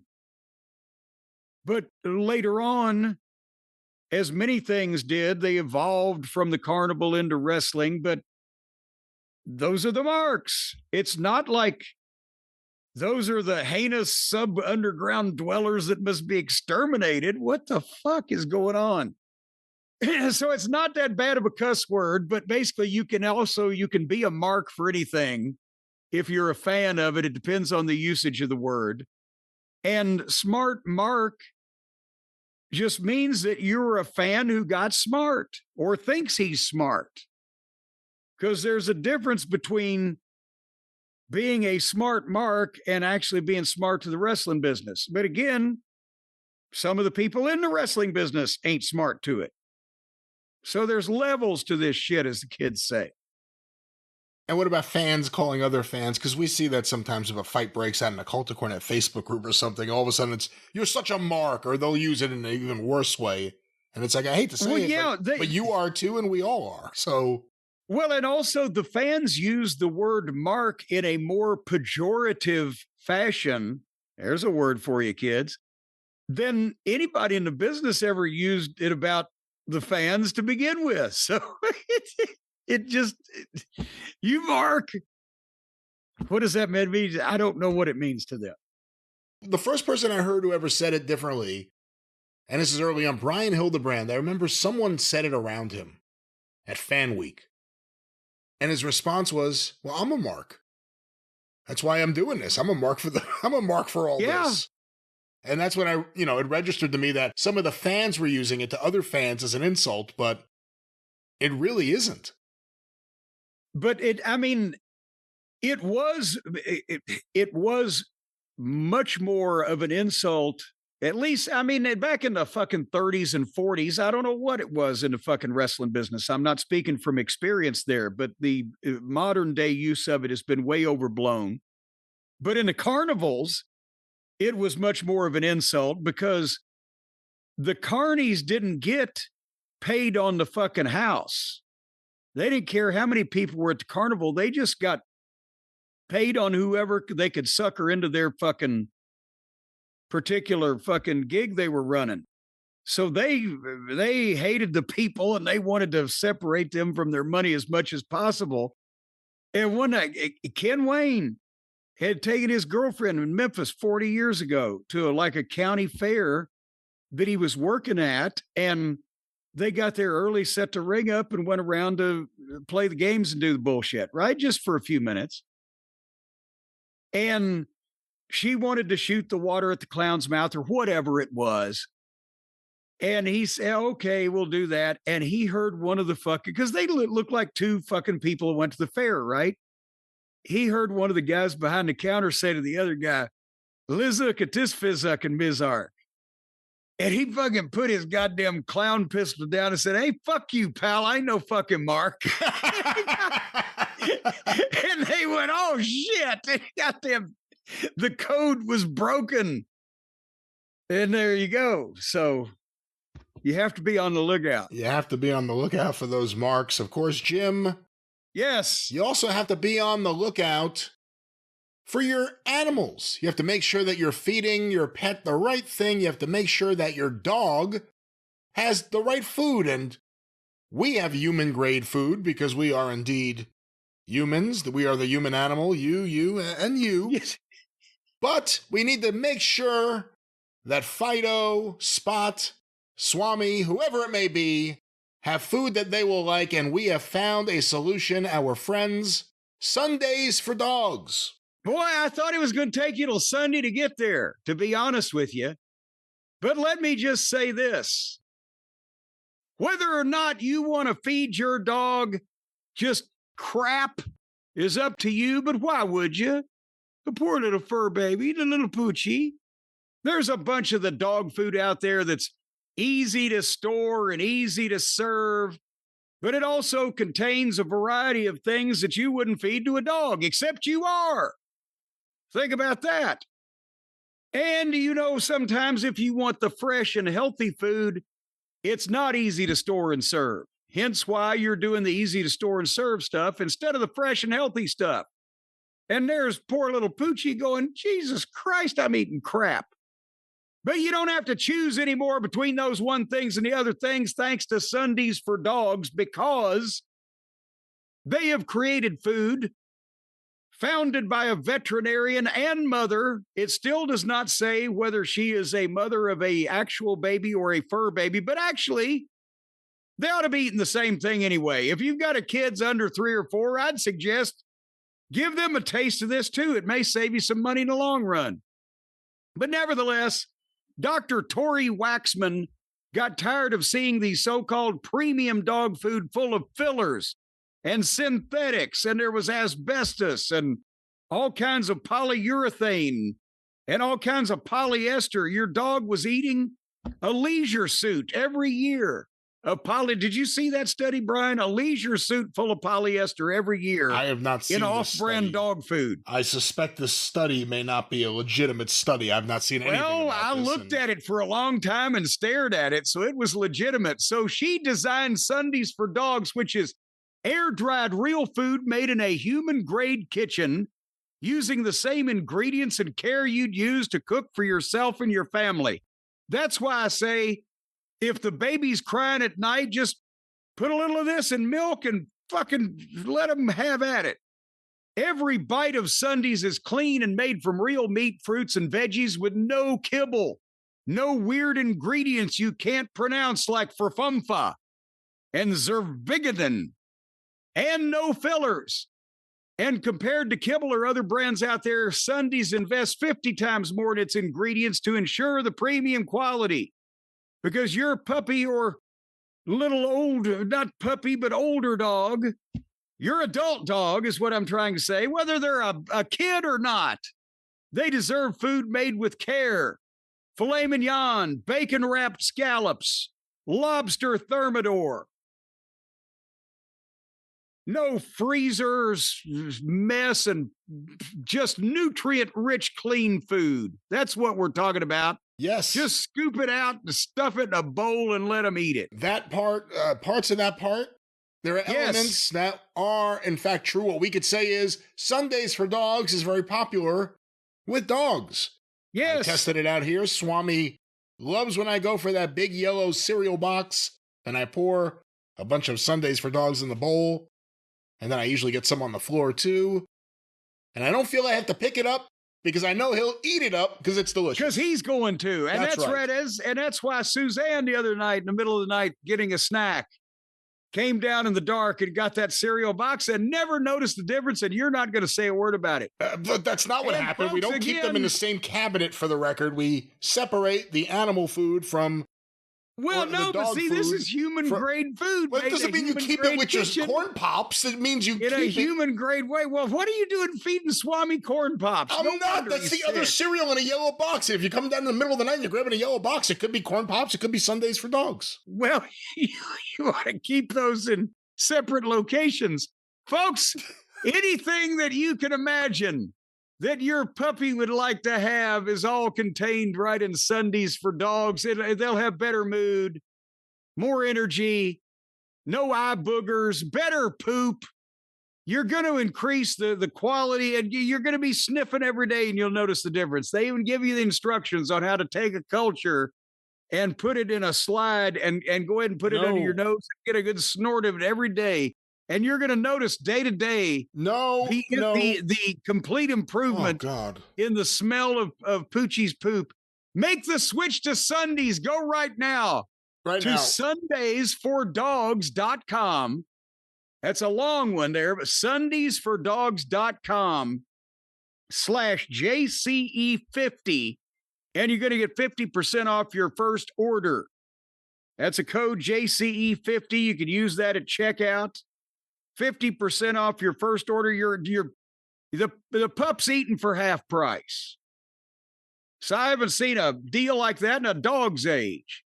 Sundaysfordogs.com/JCE50, Brian. And again, human grade food made in a human grade kitchen by human grade people for dog grade dogs. Yeah, yes. Something like that, and something wonderful for your dog once again.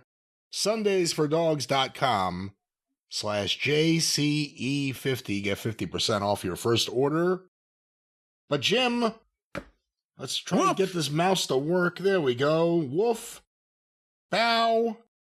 And whatever else. The gibberish continues. Bow without wow. You have to have, it's not just bow. It's either woof or rough, or it's bow wow. What about rough? Well, that's only if you've got a stutter. Okay, I don't know if I agree with that assessment. I think rough is as acceptable as bow wow or woof. Well, if you're just going to RUFF, I think that one is just as acceptable as the others. There's no reason to repeat yourself. I got your point the first time. All right, Sundays for Dogs. Don't repeat yourself. Treat yourself. Jim, going back to a story, repeating our news break here, a story that we covered on a previous show. I have a headline from mpbonline.org. Former pro wrestler Ted DiBiase Jr. acquitted on all criminal charges related to welfare scandal by Shamira Muhammad. A jury unanimously acquitted former pro wrestler Ted DiBiase Jr. Friday on 13 criminal charges related to the state's $77 million welfare fraud scandal. He faced up to 185 years in prison. Jesus Christ. Jesus Christ. Now, wait a minute. All right, now. He faced up to 185 years in prison on charges including wire fraud, conspiracy, theft, and money laundering. I'll stop there. But that's obviously just multiple counts over and over again because they didn't give Charles Manson that much time in prison, did they? But if you ask Charles Manson, you were in prison. He was on the outside. Well, here was the problem, is that how did they ever bring these charges to begin with if he wasn't involved in it, if he didn't have some access to this money or some receipt of some money, or how the fuck did they just get this totally wrong? How could it go that far that he's accused of 816 years in prison worth of shit, and he's completely innocent of everything. How do we swing the pendulum that far from one direction to the other? And I should remind you, much like OJ, I believe there's a civil trial right now, which is separate from the criminal trial. Not to compare him to OJ. I don't know why I used OJ. Where the fuck did that come from? Well, a famous civil trial after a criminal trial. Did he get off because the tights wouldn't fit or what? All right, well, back to this story here. Yeah. Federal prosecutors had accused him of misappropriating funds intended for Mississippi's most vulnerable residents. DiBiase received contracts worth more than $3 million through two nonprofits contracting with the state's Department of Human Services. Prosecutors alleged he spent the money on trips, a $1.5 million home in Madison, and other luxury items. Madison, Mississippi. What can you tell me? Madison, Mississippi? Jesus Christ, for $1.5 million, you could live in the governor's mansion in Mississippi. I can't imagine what that place must look like. Here's a quote from Ted DiBiase Jr. as he left the court. I give all the credit to my Lord and Savior. 7 years of being slandered and made to be something that is completely false. It's about torn my family apart. But we're strong. Several witnesses, including former DHS Director John Davis, testified that DiBiase had not fulfilled contractual obligations after receiving more than $3 million from the state's TANF and TEFAP programs. DiBiase, who audibly sobbed as the verdicts were read, said he was relieved. I might go cut my grass today. I'm going to live again. I'm going to continue to serve people because that's where the money is. No, because that really is who I am. I do care about every Mississippian. All the doubters, or haters, or people that have maybe had false information and not all the information. I forgive you and I love you too. Let me stop there for a moment. Any thoughts on... Okay, but I still... In the broadest terms, they described he was accused of taking $3 million for services that he didn't provide. What was he supposed to do for $3 million? And if they gave it to him and that stuff didn't get done, then that would be an indication. Or if they gave it to him and the stuff got done, why is nobody wanting to go in detail about what the fuck was going on here?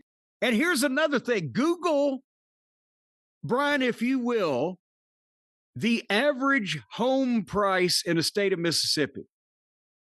While I make this second point, if he's living, I don't think his father, who was a fucking main event WWF superstar for fucking 15 years or whatever, is probably living in a $1.5 million home in Mississippi. If he's, where did Ted DiBiase Jr., who up until 10 years ago was trying to be a rookie wrestler, where did he make enough money suddenly? If they say he took this money and spent it on the home, well, then wouldn't he have to say, well, no, I actually made X amount of $1 million from doing Y, and here's how I did it, and fuck you, I didn't take your... What is going on here? The median home price in Mississippi, Jim, approximately $250,000 to $263,000. There you go. So he's not in the median, he's in the fast lane. But I'm not saying he's guilty of this specific thing, but I'm saying if a guy's a multimillionaire and he's being accused of stealing millions of dollars to spend it on this stuff, wouldn't part of the defense be, well, no, here's where I got these millions of dollars legally. Well, I'm looking. And if you could prove that a guy made millions of dollars legally, then how are you going to get that deep into a court case accusing him of having stolen it? Well, again, trying to see anything here in the story that says it. The former directors, Nancy New, no relation, I hope, and Christy Webb of two nonprofit organizations had previously pleaded guilty to federal criminal charges related to the welfare scandal. They also testified during the trial. Their organizations were responsible for dispersing funds to DiBiase. Both New and Webb testified to seeing almost no evidence of DiBiase fulfilling his contracts and feeling pressure from Davis to continue doling out money to DiBiase. Here's a quote from DiBiase's attorney, Gilbert. Scott Gilbert. Guess what? Say Gilbert.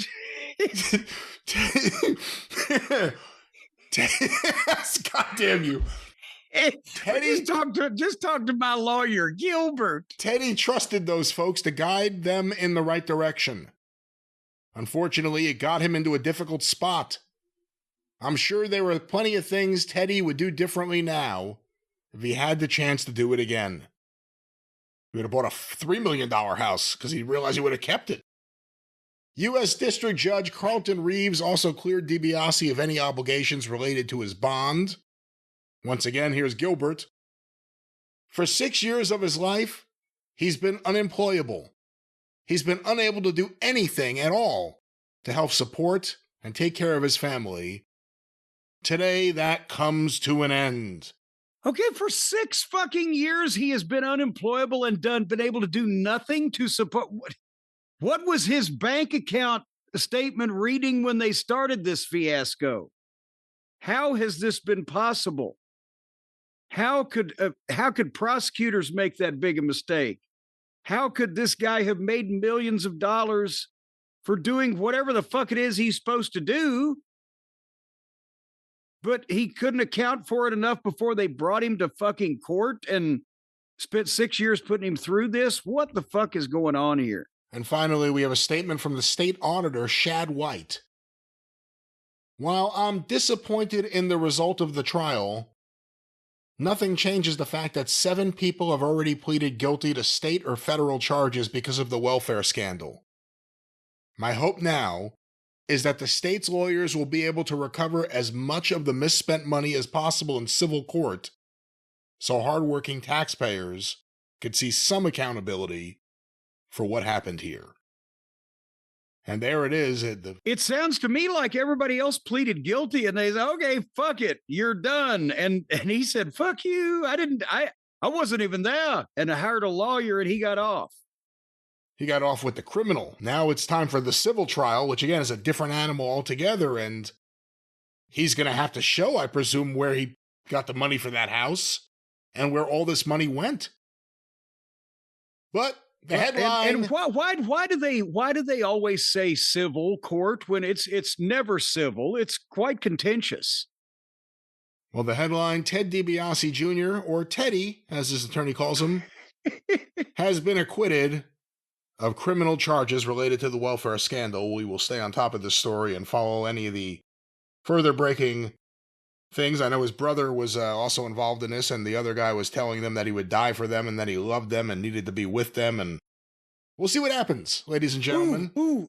And it was Brett Favre. That's Brett right. Favre was also, I was thinking a big name. I was trying to say it, big name involved in this. Couldn't say it the other day. So one of the listeners chimed in. Brett Favre is the answer we were looking for. Jim, let me get your thoughts on this. This has been sent over to me in the last few minutes by a bunch of listeners. It just went up on Twitter by the account Wrestle Purists, and the reporting is being credited to the wrestling reporter Mike Johnson. Ronda Rousey is not expected back in AEW anytime soon. Her appearance at Revolution was, as of now, just a one-off designated to promote her MMA return and appear in support of Marina Shafir. Told ya. Since Revolution was local for Rousey, and in the same market as her fight against Gina Carano, it was just a moment where it made sense for all involved, since all the constellations were aligned. I don't know about all that, but what are your thoughts on the big thing? Everyone was buzzing about Ronda Rousey and Toni Storm, and then, of course, Toni Storm is now out indefinitely, and they won't say why. And now Ronda Rousey apparently was a one-off to promote. It didn't really do anything to promote that fight, but what are your thoughts? Well, they mentioned it. Here's the thing. I just didn't think that she would do anything at all whatsoever until after this fight with Gino Carano.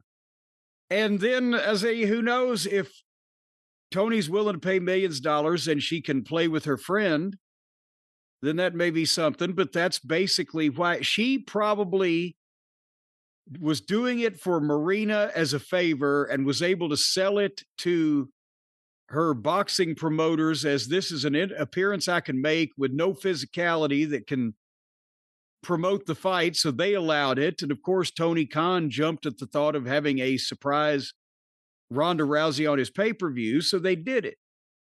But I didn't think that this was going to, enter into a phase of Ronda's new career. And that's what I was saying, as the wrestling fans know that she hates this and hates them at this point. So they're going to boo her. That's not really a giant help for any company at this point, but that's what it was. Cause I get to, hang out with a Marina or whatever. And that's what it turns out to. I don't know. I guess it's just weird that this is twice now with AEW. She just kind of popped in and AEW said, sure, it'll be great. And they get the attention for it, especially the second time. It wasn't a Ring of Honor show. And then that's it. It's just, maybe we'll see you again. Thanks for coming. Yeah.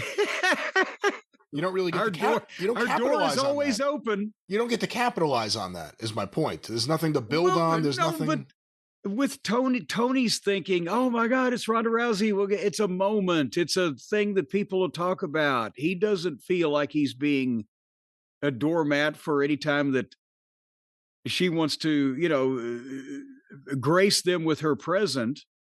It's, this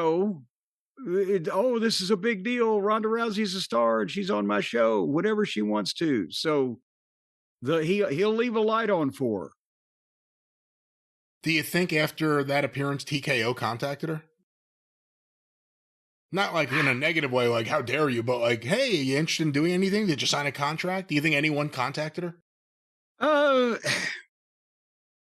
I don't know. That they probably wanted to know if she'd signed anything, but I don't know if they wanted to know bad enough to let her know that they wanted to know. Or if but I don't think they're necessarily interested in her coming back, with the lack of interest on everybody's part. But at the same time, I don't think they would want her going full-time anywhere else, but I don't believe that's going to happen. I don't think she wants to. Well, there it is, the latest in AEW talent relations news. Ronda Rousey, not expected back anytime soon. But we shall be back right after this short commercial timeout.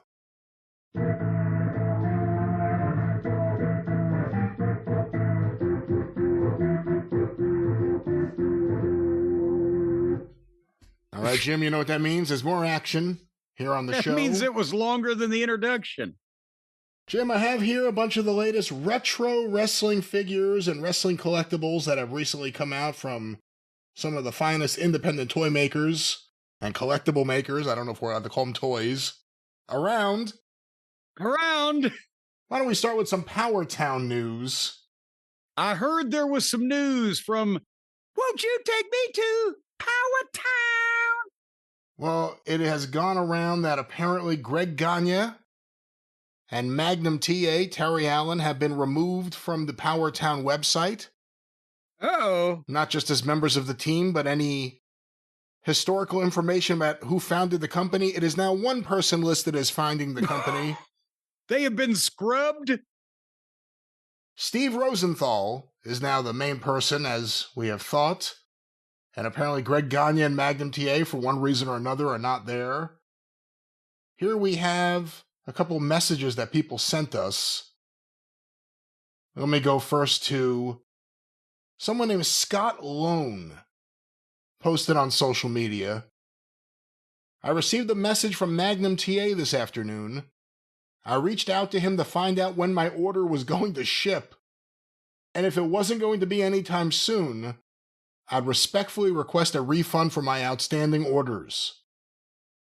TA replied that I'd have to reach out to Steve Rosenthal, as he and Greg Gagne are no longer associated with the company. Anyone know how to contact Rosenthal? So let's stop there. The news. Wait a minute. That's right. I was just going to call Rosenthal. Is his home phone number on billboards around town? How do you contact Steve Rosenthal? Is there anything on the website? If you go to the website, and I have a Rosenthal answer for you. If you go to the website here, no, it took me right back to where I was before. PowerTown Wrestling. PowerTownWrestling.com. If you go there, now it says that the Ultras are sold out. That's good to see. What? Our story, our Meet the Team. Who's the team? The team is Steve Rosenthal, the managing partner of PowerTown Wrestling. Steve has a wealth of experience in the toy and licensing field. He also has the wealth of everyone else's money that bought fucking figures from him. His list of licensed products spans the breadth of the toy industry's most iconic brands, such as DC action figures, Marvel superhero action figures, Tonka, Little Tykes, Karate Kid, Universal Monsters, Teenage Mutant Ninja Turtles, Power Rangers, and Harley Davidson, to name a few. And that's it. What has more about him here? Teaming up with wrestling legend Vern Gagne in the early 1980s, Rosenthal created the concept of wrestling action. He created it. Oh, boy. Rosenthal created the concept of the wrestling action figure space with stars from the American Wrestling Association, and the only other team member listed here. I invented water, bro. One of those type of deals. William Donnie, that's in quotes, William Donnie Robbins. That's like Wayne from Classy Motors. His real name was Terry, but he'd only answer to Wayne if you called him on the phone. Donnie's experience and expertise in the toy industry is far too extensive to capture in just a few sentences. So many landmark milestones running through my mind. It best can be summed up with his remarkable tenure with Toys R Us, who I believe went bankrupt, where he was the general merchandise manager responsible for more than $200 million in purchases with an inventory value of more than $1 billion in retail sales. He also conceptualized and developed private label merchandise and secured licenses exclusively for the iconic retail organization. What? That's the team. Again, no Magnum TA, no Greg Gagne. I believe my friend Polish Joe Chupik may have been on this list at one point. But also when you go to the history, Greg and Magnum have been completely taken out of that also, is what you're saying. If you go to Our Story, founded by Steve Rosenthal in 2021, Relativity Worldwide, PowerTown Wrestling is dedicated to creating authentic collectibles that honor and support the hardworking athlete entertainers and families who built the sport of professional wrestling. PowerTown connects collectors with the stories and personalities they revere. Rosenthal, a former vice president of marketing at Remco Toys, may be best remembered for creating the original wrestling action figure craze of the 1980s. Oh, that's such a retelling of history that's not accurate. He's wanting to support the families and stories of these iconic entertainers. He's just not one to support them financially because none of the boys got any money. Well, the big thing this says more than anything right here is that someone updated the website. Someone went onto this website and said we have to scrub certain things and alter other things and change things. Let me see if anything is still for sale. And let me just say this, that it sounds like that maybe Greg and Magnum may have wanted that to be scrubbed. Is like, hey, did they finally? Is the blame on Rosenthal? Did they finally fucking crack and fall away? Like, we can't put up with this anymore. What the fuck's going on? He's the last man standing. They don't want anything to do with it now. We need to investigate this. I may have to call a few little birds. And there's no place to contact them. They have their social media outlets here, and it doesn't appear as anything's been updated in a while. The last updates are from over a year ago saying that things are coming. Pre-order status page. Updated March 5th, 2025. And it says the Remcos are en route. They're shipping soon. The TNAs are shipping in April of 25, and the Ultra Series 2 are shipping April of 25. They've missed those deadlines, my friends. Oh, I was thinking April. Well, it's only next month. That was last April. Last April. Yeah. So they haven't updated this page yet. But they updated it to take Magnum and Gagne out. Well, going back to what was sent to us from social media, once again, Steve Rosenthal responded to something somewhere, and it doesn't clarify where this is from, but he's responding to someone named Marcus. Marcus, no, I am not the sole one involved now. In the best interest of our customers, PowerTown is restructuring its management team. A Hasbro executive has joined the team, and we anticipate a major announcement shortly. Regarding the internal changes, while we've said this multiple times before, all orders will be fulfilled. Why do you have to say while we've said this multiple times? Like, as if it hasn't been over 2 fucking years since you took everyone's money. You know, and also it would have been great if he was dictating that and he got the autocorrect and he said, we've engaged a has-been executive. That would have been good. I think that's what they're probably doing, trying to find some has-been executive to take the heat for this. So contact Steve Rosenthal, but we don't know how. And Steve comments whenever he feels like it. Well, that's the problem, too. Magnum's telling this guy, I'm not telling you anything. Contact Steve Rosenthal. Magnum could give him the number. Magnum's the one guy who actually has it. He should have said, well, contact Steve Rosenthal, and here's his email.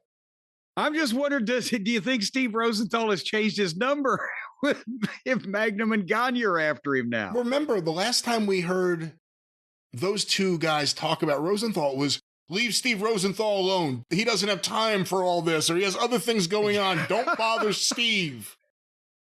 And then Steve doesn't want to bother with them now. Or they don't want to bother with Steve. Oh, bother. By the way, since that time, every single other toy company has delivered better and better and better and quicker products. There's only one company still lagging behind everyone, so they're dead. Even if they change the management and all of a sudden deliver the figures that were supposed to be delivered a couple of years ago, they're dead. No one's going to want to give them money ever again. I don't know who's going to work with them, but I mean, wrestlers will do anything for money. But there's no money. But I mean, that's the other thing. Money. They didn't get any money. Yeah, you don't even get any money. I don't know what happens to the t-shirt money. And who's the contact now? If Greg Gagne is not there, and you are, let's say, the daughter of Eddie Auger, and you want to find out where your royalty money is, who's your contact? Who do you contact if it's not Greg Gagne?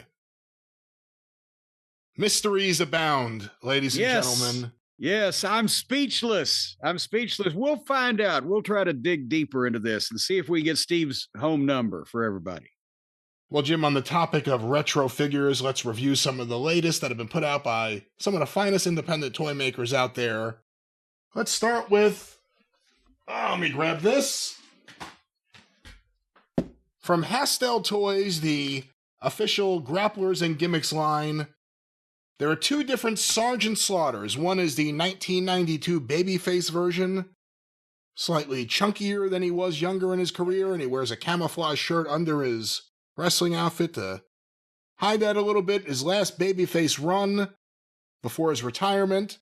And the other one is a 2-pack of Sergeant Slaughter and General Adnan El-Casey, in their Iraqi military garb, which creates a weird dynamic when you put your figures out and one of them's holding an Iraqi flag. But Sergeant Slaughter and General Adnan. I guess my first question is, were you surprised that Adnan El Casey made it to the WWF when it happened? Well, no, because remember, Chief Billy White Wolf.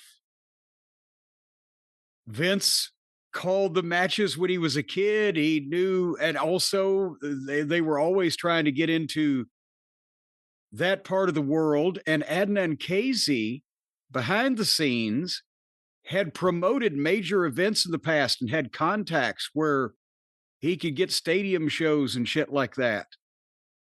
So Vince already knew him. He'd been partners with Strongbow in a previous incarnation, 20 years before that. And Vince was not only looking at the heat of having a legitimate, Middle Eastern heel involved in this angle, but also shit that he may possibly be able to do behind the scenes. When I was a kid and they had Body Slam on HBO like every day of the week, nonstop, when they introduced all the legends at ringside for the big main event, they have Ric Flair, Bruno Sammartino, Fred Blassie, and then Sheik Adnan El Casey. And I didn't know who he was at the time because I never saw AWA. I was like, who is this? I know the other Sheik. I know the Iron Sheik, and I've read about the original Sheik, as he was called in the magazines. But I didn't know anything about him yet. You would learn, but here's why does Sergeant Slaughter, the WWF commissioner, get no love? I loved Sarge doing the commissioner. He was great. He could have the suit jacket and the John Taffer shirt with no tie and everything. They could do one of those. I actually hate him as the commissioner or whatever it was. You know why? Because they didn't really give him, he didn't get a run with authority. Like right away it was Triple H and Shawn Michaels making fun of him to his face. So they cut his dick off right away. Yeah, and that was the problem with everything that you try to do with those two at that point in time. They couldn't be serious, and it just bleh. But Sarge did a good job in pre-tapes. That's why he was easy to produce. That's why I liked him. Once again, from Hastel Toys, the grapplers and gimmicks, and the babyface one comes with a removable hat, removable glasses, removable whistle around the neck, and a removable American flag, which... What about a removable head? I just knocked into the hat and knocked everything over. All right, let's put this down. Jim, from our friends, KWK, Kayfabe Heroes, the official KWK, Kayfabe Heroes line, the tag team of the Orient Express, Kato and Tanaka. Of course, Pat Tanaka, and Kato being Paul Diamond under a mask after Akio Sato retired. So what are your thoughts? Did you see any of the Orient Express when they were a tag team? And second question, what did you think of Bad Company? Well, I thought Bad Company was great. And remember, we had that one match with them for Joe Pizza up in Ohio when we had taken that break from WCW in spring of '89. And we worked a couple of dates in Continental, and Brian Hildebrand had got this guy up at, help me with the town in Ohio. It was Youngstown is what it was. And he booked the match with me in the Midnight against Bad Company, Tanaka and Diamond, with Dr. Mark Curtis as their manager. I think we did like a $10,000 house, and that was in 1989 when wrestling was still real. They were a great team, easy to work with. Tanaka could work his ass off. Paul Diamond was good, but when they got stuck, and like you said, in that situation when they had a Japanese tag team, and then one of the guys retires, they didn't have another Japanese guy. Instead of just bringing Diamond in and reprising their tag team that they'd had and had success with on other television shows, they put a fucking hood on him and named him after Bruce Lee and the Green Hornet. So it was mid-card stuff, but they were good guys. And again, these figures I've talked about so far, both Hastel Toys and KWK, are in the Hasbro style, the classic 1990s WWF Hasbro line. You sound like you're doing a goddamn fashion contest. Now here coming down the runway in the classic Hasbro style, Well, now we'll go to the Gonzo style. No, we'll remain with the Hastel style for the next one. Speaking of tag teams who may have been better in the AWA, I have here the first ever Beverly Brothers set from TRT Title Run Toys. There's a regular one with their capes and a variant, one of 300. Bo and Blake Beverly, who of course in the AWA were the Destruction Crew, Mean Mike Enos and Wayne the Train Bloom. You must have noticed them, I would think, in '89 when they were on top in the AWA, even though the AWA was dying. But what did you think of Enos and Bloom? Well, hold on. Remember. Oh, they came in as the Minnesota Wrecking Crew too. That's right. Yes. We brought them in because they, at that time when they were in the AWA, Enos and Bloom, Destruction Crew, they stood out because they were younger and bigger and blonder than most of the AWA talent at the time. They were real green then because they were just starting, but they had potential and size and a look and etc. And Flair brought them in. I'm trying to think, when did they start? Did he got him in there before he actually quit, didn't he? Yeah, no, it was early 1990, I believe, when. Yeah. Yeah. I think it was like they started like the month before he quit, but at least he got him in there. And, you know, he liked him and we thought we could do something with him. And God, then I've had my own problems to think about later on. I can't remember how long their run lasted, but something happened to where one of them got hurt, didn't it? And then we just had one member of the team, and then it kind of fizzled. And then they went to work for Vince a year or two later, and he made them the Beverly Brothers. From Shaker Heights, Ohio. Yes, they were from questionable sexual orientation, Pennsylvania is where they were from. Managed by the genius Lanny Poffo, who many people question just on a variety of matters. Well, Jim, that's another great tag team of the early 90s, finally in Hasbro form. The Beverly Brothers from TRT, Title Run Toys. Here's another one from KWK. Hello to Sean Ing over there. I thought of you when I got this, and there are 3 variants. There's a blue one, a purple one, and the other one's yellow and red. I had to look, it's on the other side. They're all wearing fur coats. So the blue bomber, the purple bomber, and what? Well, that's Gino Moore, the purple bomber. Let's not do that. But they're all wearing fur coats. It's the brand new, the first ever Flash Funk Hasbro style figure. And here he is. These look great. Does it come with a souvenir Rick James CD? Well, that's why I thought of you when I got this, even though you never managed him or did anything with him on TV that I can recall. I think of you and I think of Flash Funk. I'm telling you, he was I guess I can't really, in today's climate, call him the black sheep of the Funk family, can I? Or is that little jocularity still permissible? He was another guy, again, that I was with Vince. I was like, well, you know, he's been on national TV for past 3 years or whatever, featured pretty well under another name. Oh, no. And they dressed him up to be a fucking cross between Stevie Wonder and Rick James. So that's when they did his first dark match, so they could look at the outfit on him and everything. They didn't even have his music ready. So I went out in the car, got my Rick James cassette, and they played that in the truck. And coming out to Love Gun, he got over, but that fucking bad porn soundtrack that they gave him after that wasn't quite as endearing. Yeah, Jim Johnston never really got funk. No, his funk was fucked. All right, Jim. Well, there it is. The new Flash. Can you imagine funk. Jim Jameson? I can't imagine him doing anything. Jim Jameson from Memphis? I've transposed the names. Poor old Jim Jameson, who did jobs every Saturday morning on Memphis. Can you imagine Jim Johnston singing Rick, girl, if you'd like what you see and you want to be with me, baby, shoot me with your love gun? He wasn't a very funky person. Neither was Jim Jameson or Ken Raper or any of the other regulars from WMC, TV5, Jim. But once again, Flash Remember Funk. Radford Tyndall? I don't. Radford Tyndall in 1977. He was a very highly thought of job guy. What happened to him? 78 came around.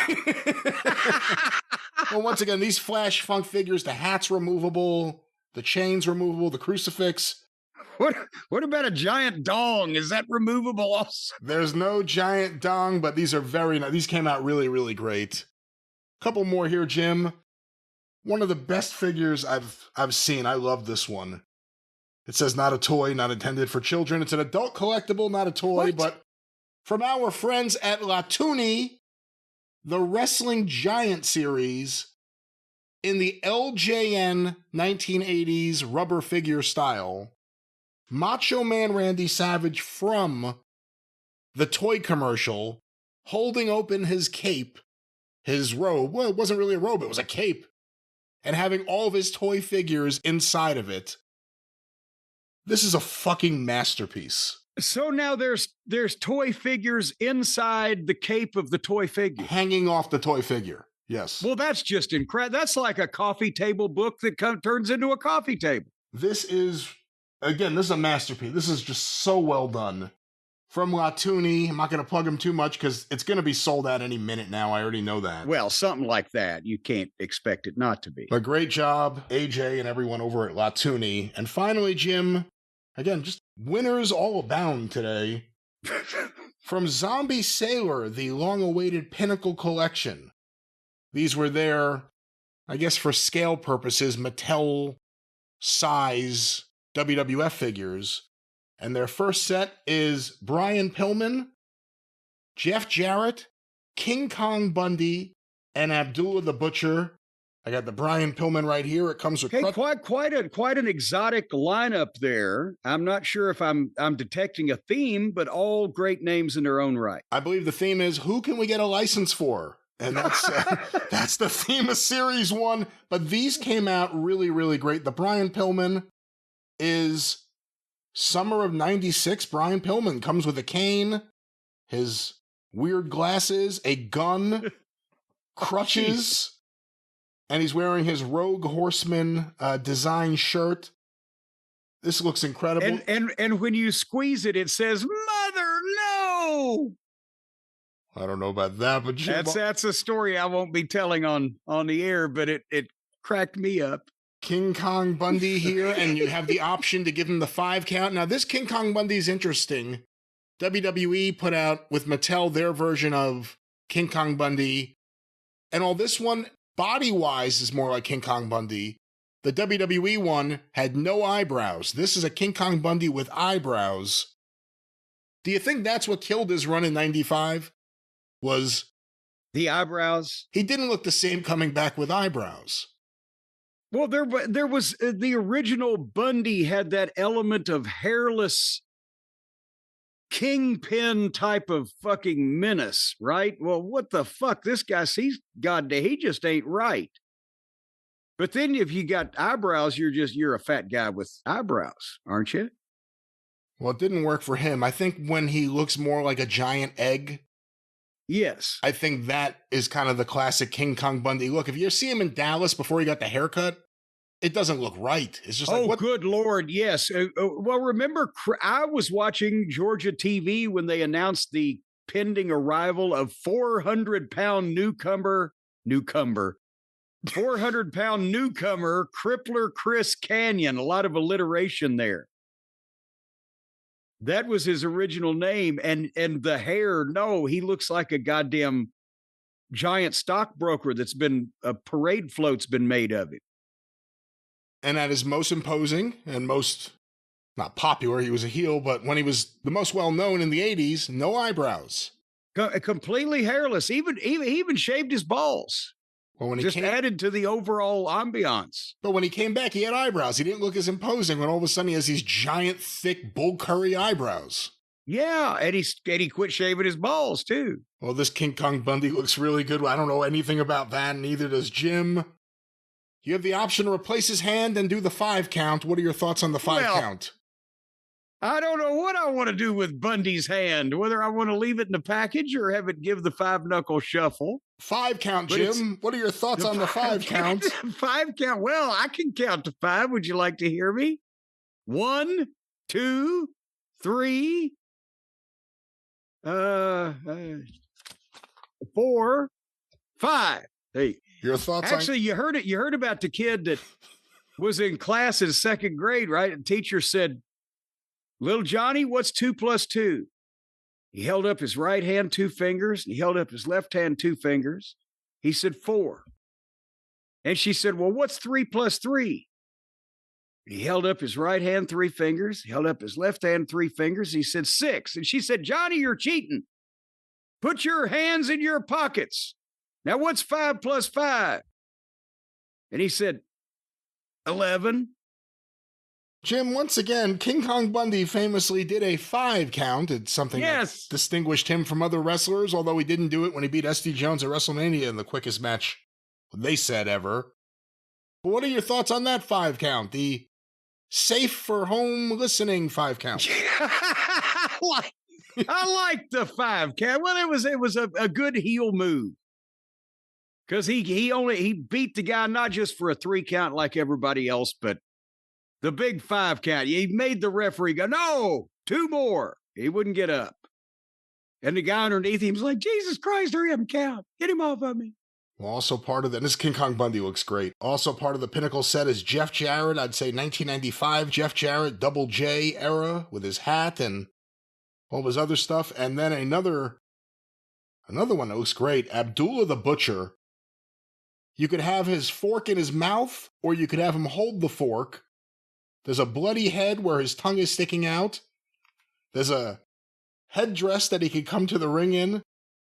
Abdullah the Butcher in figure form, Jim. What are your thoughts? Well, and I understand you can also, if you set him on your desk, you can stick business cards in his gig marks. So it's like a little card holder. It has a button here that makes him say, "Fuck you, Devin Nicholson." But the new Abdullah the Butcher figure from Zombie Sailor, they did a great job with the Pinnacle series. Unlike PowerTown, who doesn't deliver toys, everyone else delivers great stuff, and everyone's doing great stuff. And of course, if you want some great Jim Cornette and the Midnight Express action figures, they are available right now at Cornette's Collectibles at JimCornette.com. Well, of course, Jim, after getting all these wrestling figures and all the time you spend hiding the bill from your wife, you're probably tired. You probably need to lay down, and you probably need a good night's rest, and we, of course, have a wonderful friend we can tell the listeners about with a wonderful mattress.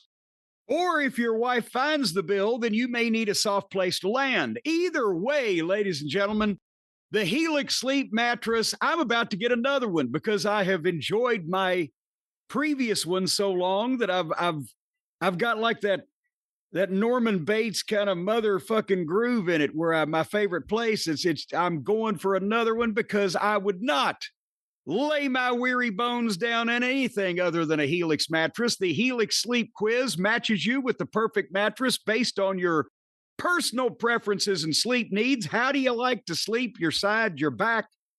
Who do you like to sleep with? They can say you're blonde, redhead. There's a special combo pack where they'll send you a person. Not part of the that survey. You can lay down with. It's, well, cuddling only. Anything extra is between consenting adults. Cuddling is recommended, but they do not supply you with a cuddler. Let's just specify that here and not promise things that they can't deliver on. They have asked us not to do that, Jim. Well, that model may be out of stock, but they deliver the mattress at least right to your door, free shipping in the United States. It's the Happy with Helix guarantee, the risk-free customer-first experience designed to ensure you're completely satisfied with your new mattress and or new cuddler when they come back in stock. 120-night sleep trial. They have upped this. It used to be like 100 nights. Now it's 120-night sleep trial, limited lifetime warranty, and 82% of those involved, Brian, in an official study, saw an increase in their deep sleep cycle while sleeping on a Helix mattress. How about that? And they've got that new model now that it's the mirror model. Because when you lay down on the thing, you go to sleep so deep that everything slows down that every once in a while your wife can come in and punch the button and a mirror comes out and sticks in front of your mouth to see whether you're still breathing. That's how deep asleep that you're going to be on a Helix mattress. A deep asleep, that's a wonderful idea. Almost like Kurt Vonnegut wrote it, but that will not be one of the featured models offered by Helix. Of course, they, beyond comedy, have wonderful mattresses. We have them here in my that house. one's out of stock too? We have them here in my house, and I know you have them there. You're about to get another one. We love our Helix, and we think the listeners will love the Helix mattresses that are actually on their website, Jim. Well, and act now, because apparently they're all selling out as fast as they can put them on sale. So already you're not going to be able to get a cuddle buddy, and already you're not going to be able to get a mirror in front of your mouth. What's going to go next? Go right now to helixsleep.com/JCE, and you're going to get 20% off site-wide is what you're going to do.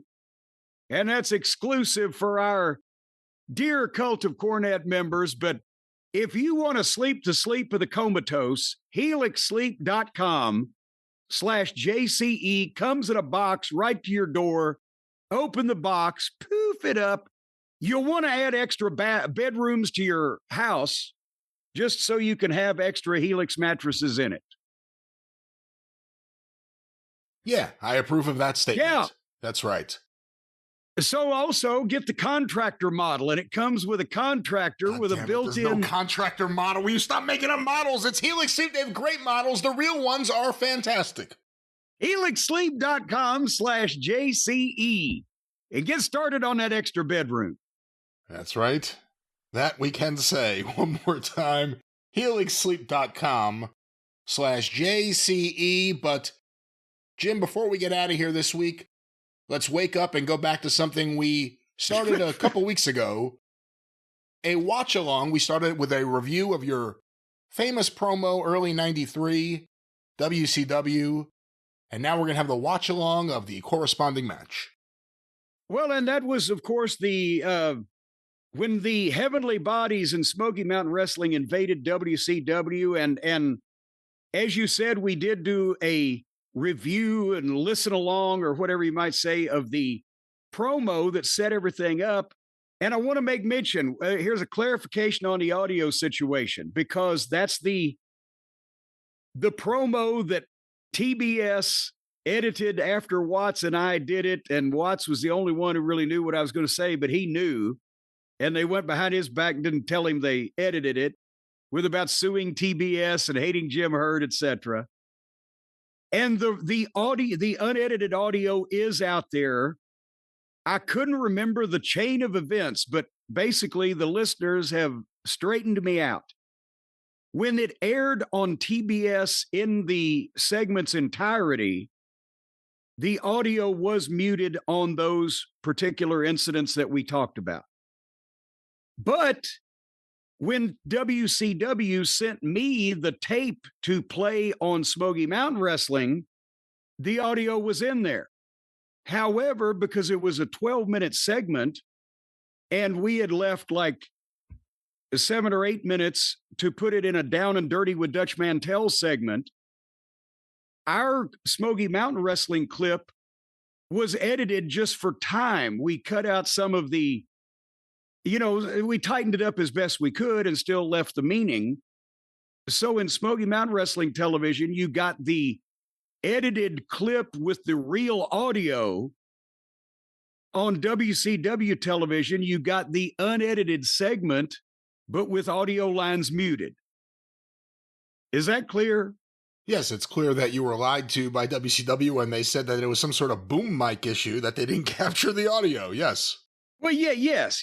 Well, and I'd already known that when I heard it air. But nevertheless, so that's where the various versions of this thing are floating around. And the one, if there's a Down and Dirty with Dutch logo in the video, then that means that it's the unedited audio from Smoky Mountain Wrestling.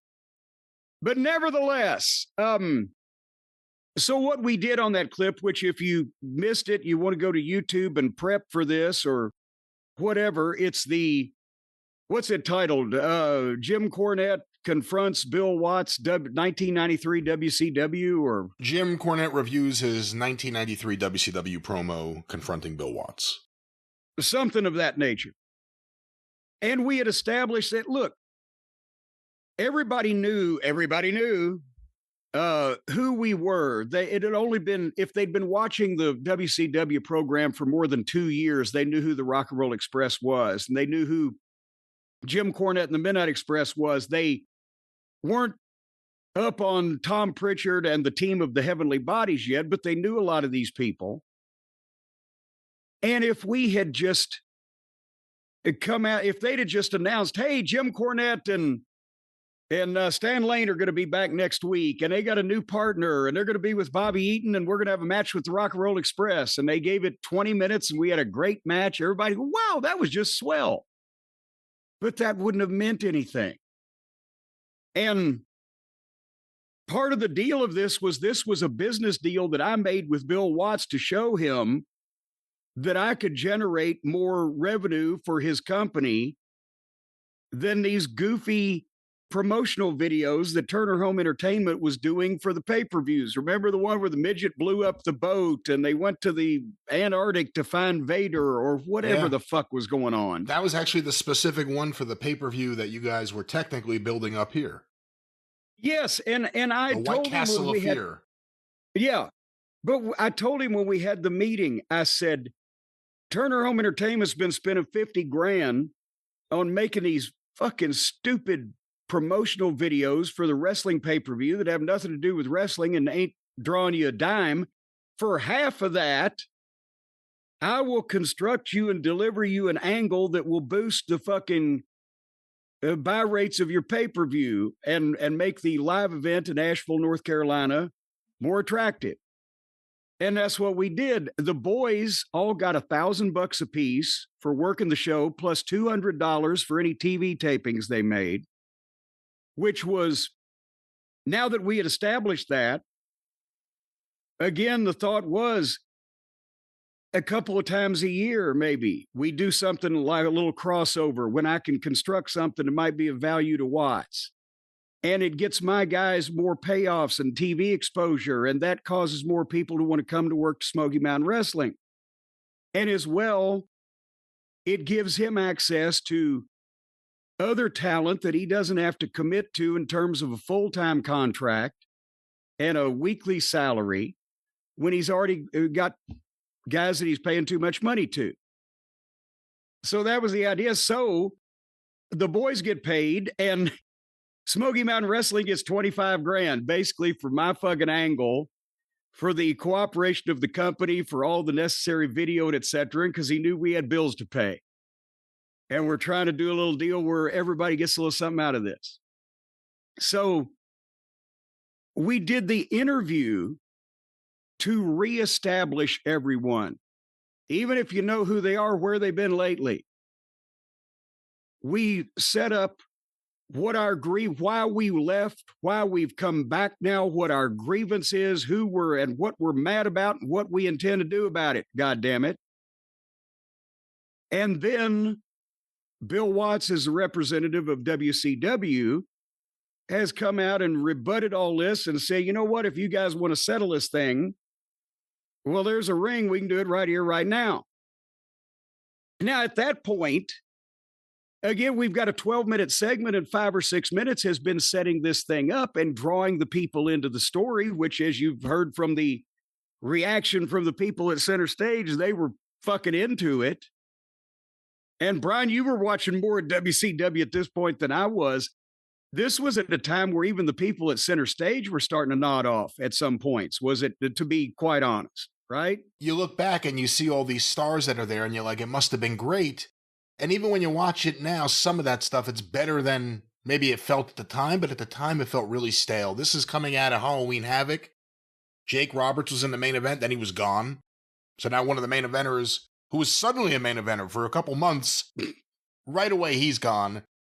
The Medusa Paul E thing they'd been building up, that was gone. Medusa was gone and Paul E were both gone. It was a weird period of time where, you know, the Japanese wrestlers they were using, I never liked Masa Chono, and Masa Chono was on that show a lot. I thought he was boring. They started pushing Eric Watts, and that really didn't work. And it wasn't just pushing him. We talked about it last time. The angle in the at the gas station where he put the STF on Arn Anderson was one of the more ridiculous things of all time. There were small little blips of maybe this could work. Pillman and Austin were together. They weren't yet the Hollywood Blondes. Shane Douglas and Ricky Steamboat was better than things had been. We also had Sting and Vader, which was still kind of a big thing. Cactus Jack had yet to turn babyface, but it was kind of bubbling. But there was all kinds of talent there again, but the television had gone somewhat stale, and center stage in a lot of cases in those days was free babysitting for, people. Oh, here the kids can go over, they can walk, and they live downtown, whatever, and the diehards, and they're kind of sitting there, la la la, and we lit them up a little bit. Well, and again, too, in terms of this actual show, the long-standing TBS 605 show, there was a rebranding in, I think, the spring of '92, where all of a sudden it became this WCW Saturday Night. But originally, it was Jim Ross and a guest co-host in the ring in front of the fans hosting it, and then playing videos of other things taped in center stage. They had him and Bill Fralick, I remember, hosting it. And again, there was good stuff. Barry Windham and Steve Austin, 2 out of 3 falls, was good stuff. But it feels like the beginning of the Watts era was a lot of good stuff. And then by the end of it, most of the guys from the beginning were either gone or not used during that time to the best. I mean, the Steiners were gone. Gordy and Williams, who had been getting this big push against the Steiners, they were gone. Everyone was gone. And then you guys came in, and for someone watching the show regularly, it was like, oh my God, Jim Cornette's on the show again. Stan Lane's on the show again. Will the Midnight Express get back together? It gave you something to look forward to at the show. I really marked out when they started playing Smoky Mountain footage, which was the first time I got to see like live action Smoky Mountain footage on the show. And it was one of the more exciting things. Things were starting to feel like, hey, maybe it's going to get better. Flair's coming back. Jim Cornette's on the show. Maybe things are getting better. And no, they didn't. Well, by cracky, TBS was going to have none of that. Summer of '93 was brutal. The Cole Twins, the Kongs. But nevertheless, back to before we bury them for the summer, let's bury them for what they did this. So point is, we finished this interview, right? The challenge has been made and we've reluctantly accepted. And now we're halfway through our segment.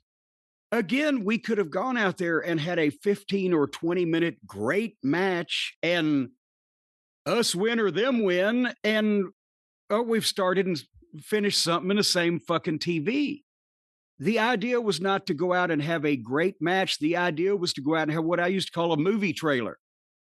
We're going to have 5 minutes of a goddamn great match, a little highlight film, if you will, as a trailer to get you to want to see the fucking whole match. And then you do the angle at the end where the heels get to eat on the baby faces, and that furthers it. So then they announced the following week, Watts could come out and say, I've worked with Smoky Mountain Wrestling Commissioner Bullet Bob Armstrong, former Georgia wrestling great, and he is as incensed about this as I am, and we're going to force the Heavenly Bodies to come back and defend the Smoky Mountain Tag Team Championship against the Rock and Roll Express at Super Brawl 93. And then you've showed the fans the trailer of the movie, and now you've told them where they're going to get to see the movie. So again, the idea was to give them a taste of what is going on. You got 2 minutes where you're going to just fucking sprint through some shit and shine the baby faces and keep the fight and the energy up. And then you're going to cut fucking Ricky Morton off and you're going to make him sell for just a soup son. So they get the idea, and then he gets the hot tag. Nobody's doing any of their finishing maneuvers or any big heavy maneuvers that would cause anybody to have to sell because we don't want to slow it down. So this is hip tosses and punches and body slams and running spots and wrestling. where everybody's selling and reacting to what's going on, but still keeping the pace up and switching in and out. And almost none of this match had to be called beforehand because these guys, they were already working with each other and they worked with each other 15 million times. So really, we just had okay, we'll get started, boom, boom, boom. Maybe a spot or two that had been talked about beforehand. We had the heat spot.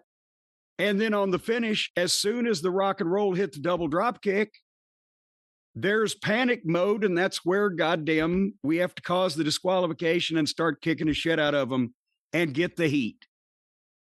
Because once the double drop kick hits, as everyone knows, you're fucked.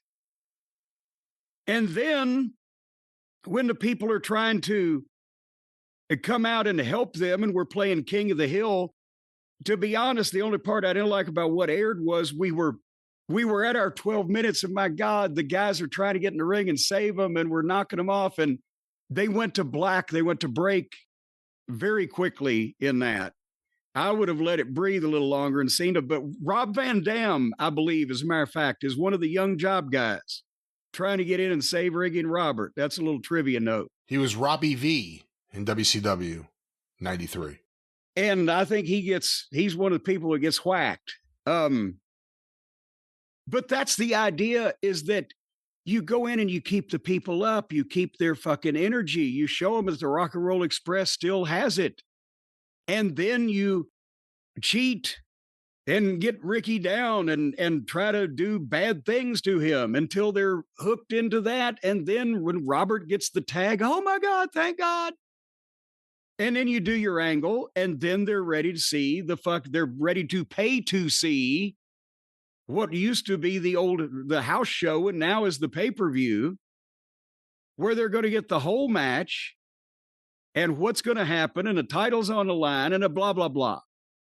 This is not fucking revolutionary thinking. This is Wrestling 101. But you've got to take that logic and you've got to put it together with people that the fans are going to care about positively and or negatively. And then you have to explain to people at the start of the thing, even if the talent is over, specifically what their grievance is with each other or why they're fucking mad and who wants to do what about what. But once you've fucking set all that up, then it makes sense that everybody's on board with it. And then you can have your great match.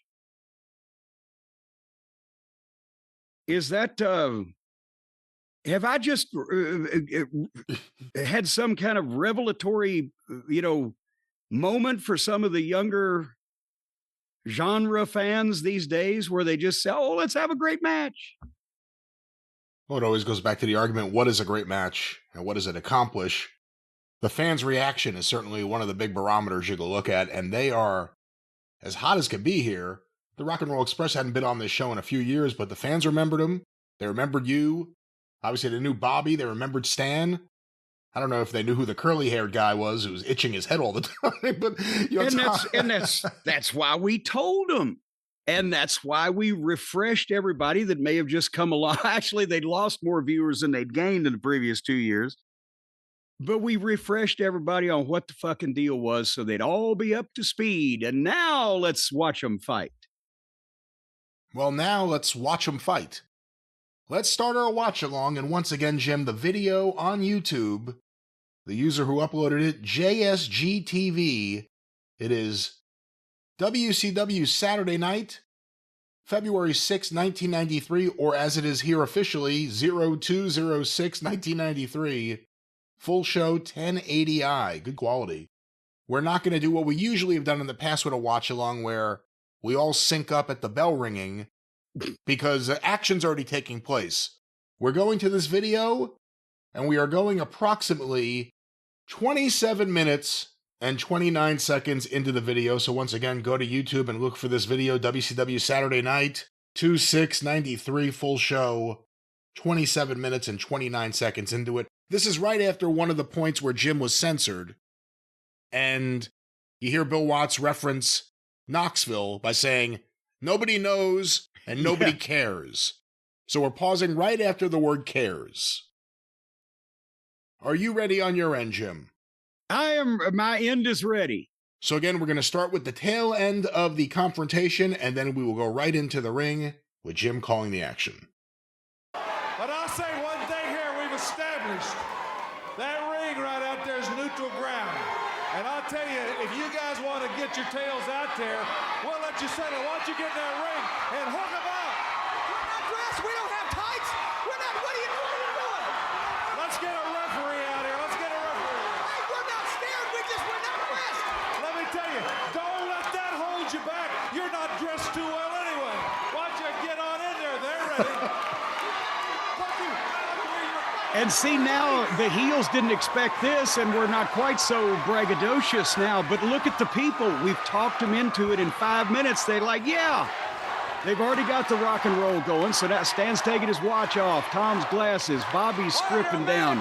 Which of the two is going to go? And then JR did a brilliant job with this. And you can hear underneath. And I encourage you to go back and listen to him all the way through. He's selling like an auctioneer. But here we go. That's what they want to see.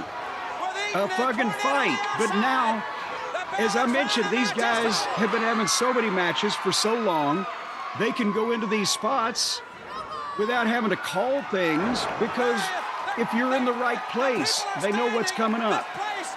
Boom, double knockout. Let's get the fuck out of there. Let's let the rock and roll fire up. And now Tom and Ricky have a couple of spots that they've been doing in the regular fucking matches they've been having. Boom, they just keep the intensity up and the aggression. And you got to show the people that the rock and roll still have it all. But Tom has to get over in some description because he's the new guy. He's the one they're not used to seeing.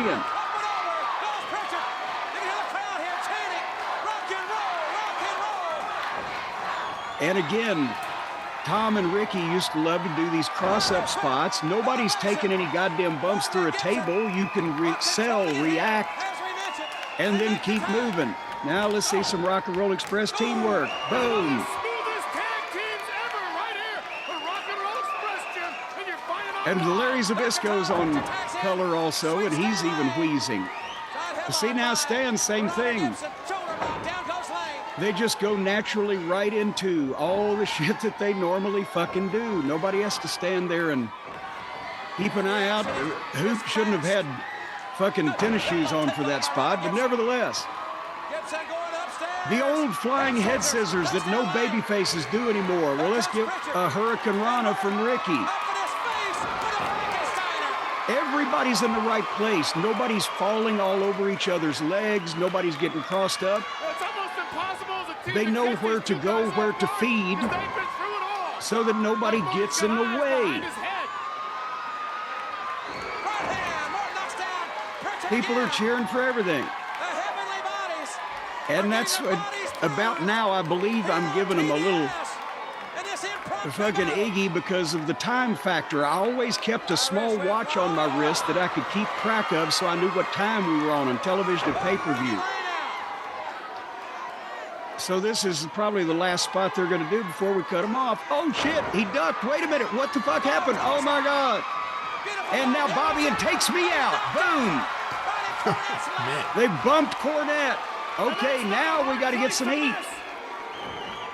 In the ring, Ricky goes for the fucking roll-up. Boom. I'm consoling Bobby. There comes Ricky. And we got him again. Woo.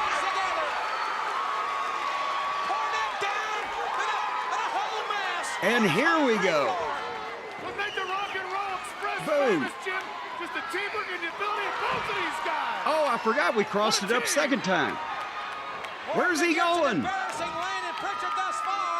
Aha! The catapult. Remember the over-the-top rope rule? That would have been a disqualification, but the referee didn't see it. Now Bobby picks him up. Shot to the throat. And now, as Dennis Condrey would have said, we made him laugh, and then we made him mad because we made him quit laughing. And now it's time to beat Ricky up a little bit. But do you see the pace then now naturally has to slow down because we have taken it out. We wanted the people standing and applauding and screaming and laughing, and now we want them standing and rooting for the fucking guy that we're kicking the shit out of. But this is going to be a slower pace because the heat has to be slower. It's not supposed to be as exciting. It's supposed to get sympathy.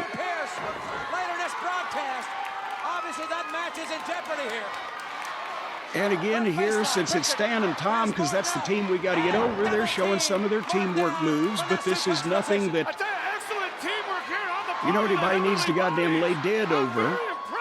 And it gives Hoot a chance to work the people, because they're still chanting rock and roll, rock and roll.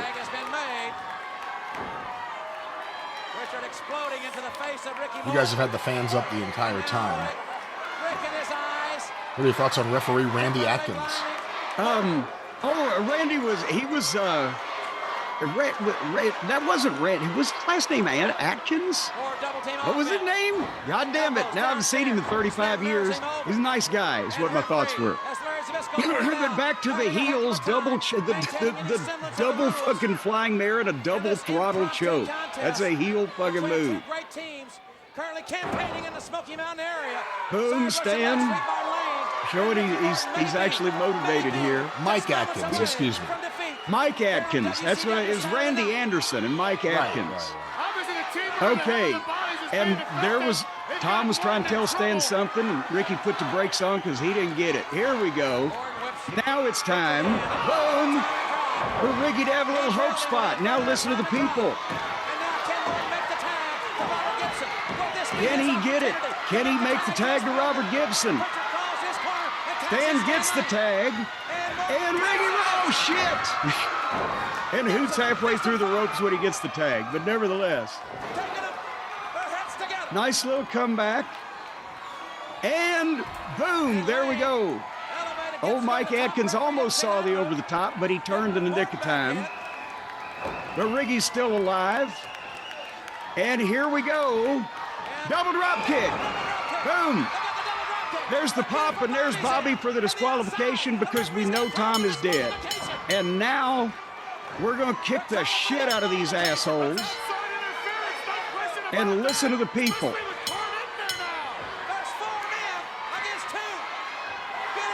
4 men against 2. I've got the referee blocked off. Benjamatic with the racket across the chest. Now you're going to sell, motherfucker, because now he can stay down. Get him out of the way. Boom, see ya, Hoot. And then the idea is to play King of the Hill with these people. Listen to the fans. You create more fucking urgency. You create more sense of fucking danger. When all these people are trying to get in this fucking ring to help this fucking guy, and see, they went to black too quick. But at the end of the thing, obviously, that's the thing. They come up when, oh my God, Ricky's alone, 4 guys and a fucking blunt instrument. His partner's been laid out on the floor. The referee is taken out. That's where you start to get heat. In the old days, in a house show where you had unlimited time, that's where you'd get people coming in the fucking ring to try to help because all else had failed. That's the kind of heat you want to bring it back on pay-per-view. Well, there it is. The Heavenly Bodies and the Rock and Roll Express, a unique feud, one that went to 3 different promotions in 1993. At some point, we may need to do Survivor Series 93 as a watch-along, because that's a unique... Oh, God, I haven't watched that since we did it. If we could change the soundtrack, because we had a match that would blow away what you just saw, and the people were sitting there going, what the fuck is going on here? But that's why I always said that crowd in center stage, if you'd have brought Doink the Clown and his little dinks out, they'd have been sitting there going, what the fuck is going on here? It was the differences in the way the audiences were trained. One of my big memories of watching WCW during this period of time was, because it was a local Atlanta song, the fans would chant at different times, whoop, there it is. But I didn't know what they were saying because that wasn't a national hit yet. What the hell are they saying? Whoa, man. It didn't sound like, if you don't know what it is, it doesn't sound like what it is. I couldn't figure out for the life of me what they were saying. Well, and why. A lot of that, the whoop that trick thing comes from Memphis, from their, I think it was the basketball program. And a lot of people don't know. They think they put the cart before the horse. The who dat with the New Orleans Saints, the who dat didn't start with the Saints and go to JYD. It started with Junkyard Dog in the downtown auditorium and went to the fucking football team or whatever. But the locals sometimes, you know, especially when you get a regular weekly crowd and it's all locals, they would come out with shit that was local there before it would become national and people would know what the fuck was going on. But anyway, having said that, that's what we try to do, and that's what we executed there, was come out and do a 12-minute segment, half talking, half in the ring, to get people reintroduced to the people involved, get them into the fucking angle, the why we were mad, the whole 9 yards, the reasoning behind it, and then give them a taste of the match so that they would want to see the whole thing on pay-per-view in Asheville, North Carolina, which I think the Rock and Roll Express and Midnight Express was the last time that Asheville had been sold out for wrestling at that point in time. So it's like we weren't going to take it to Boston. I wouldn't have pitched that one.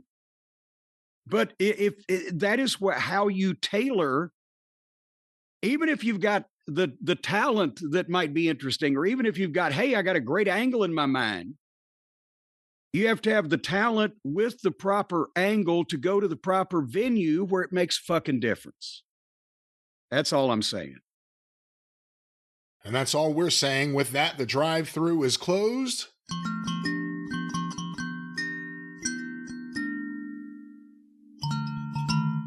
Bad ending. Oh, that was sour. Bad ending. Even I admit Ooh. it.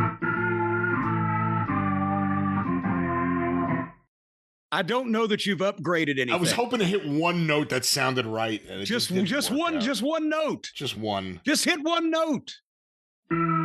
Nope. That was a ransom note. That's not that's not the one I was looking for. All right. Well, there'll be more of this scintillating wrestling talk in a few days on the Jim Cornette Experience, wherever you find your favorite podcast. And of course, next week, back here on the drive-thru. Go through the archive, patreon.com/Cornette. $5 a month gets you access to the archive going back to 2013. Patreon.com/Cornette. The official Jim Cornette YouTube channel. Just go to YouTube and search for Jim Cornette. It'll come right up. Full episodes, clips of the episodes, omnibus collections, that very popular George Livinitis artwork. The official Jim Cornette YouTube channel.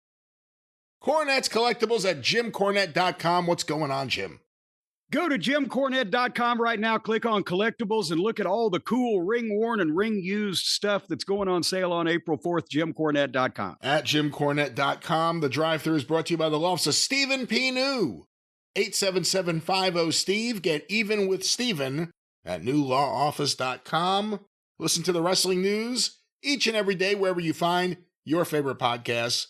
No opinion, no clickbait, no paywall, just the wrestling news. And with that, we are out of here. We'll be back in a few days on The Experience, and next week back here on the drive-thru. For Jim Cornette, I'm the great Brian Last. Tally-ho!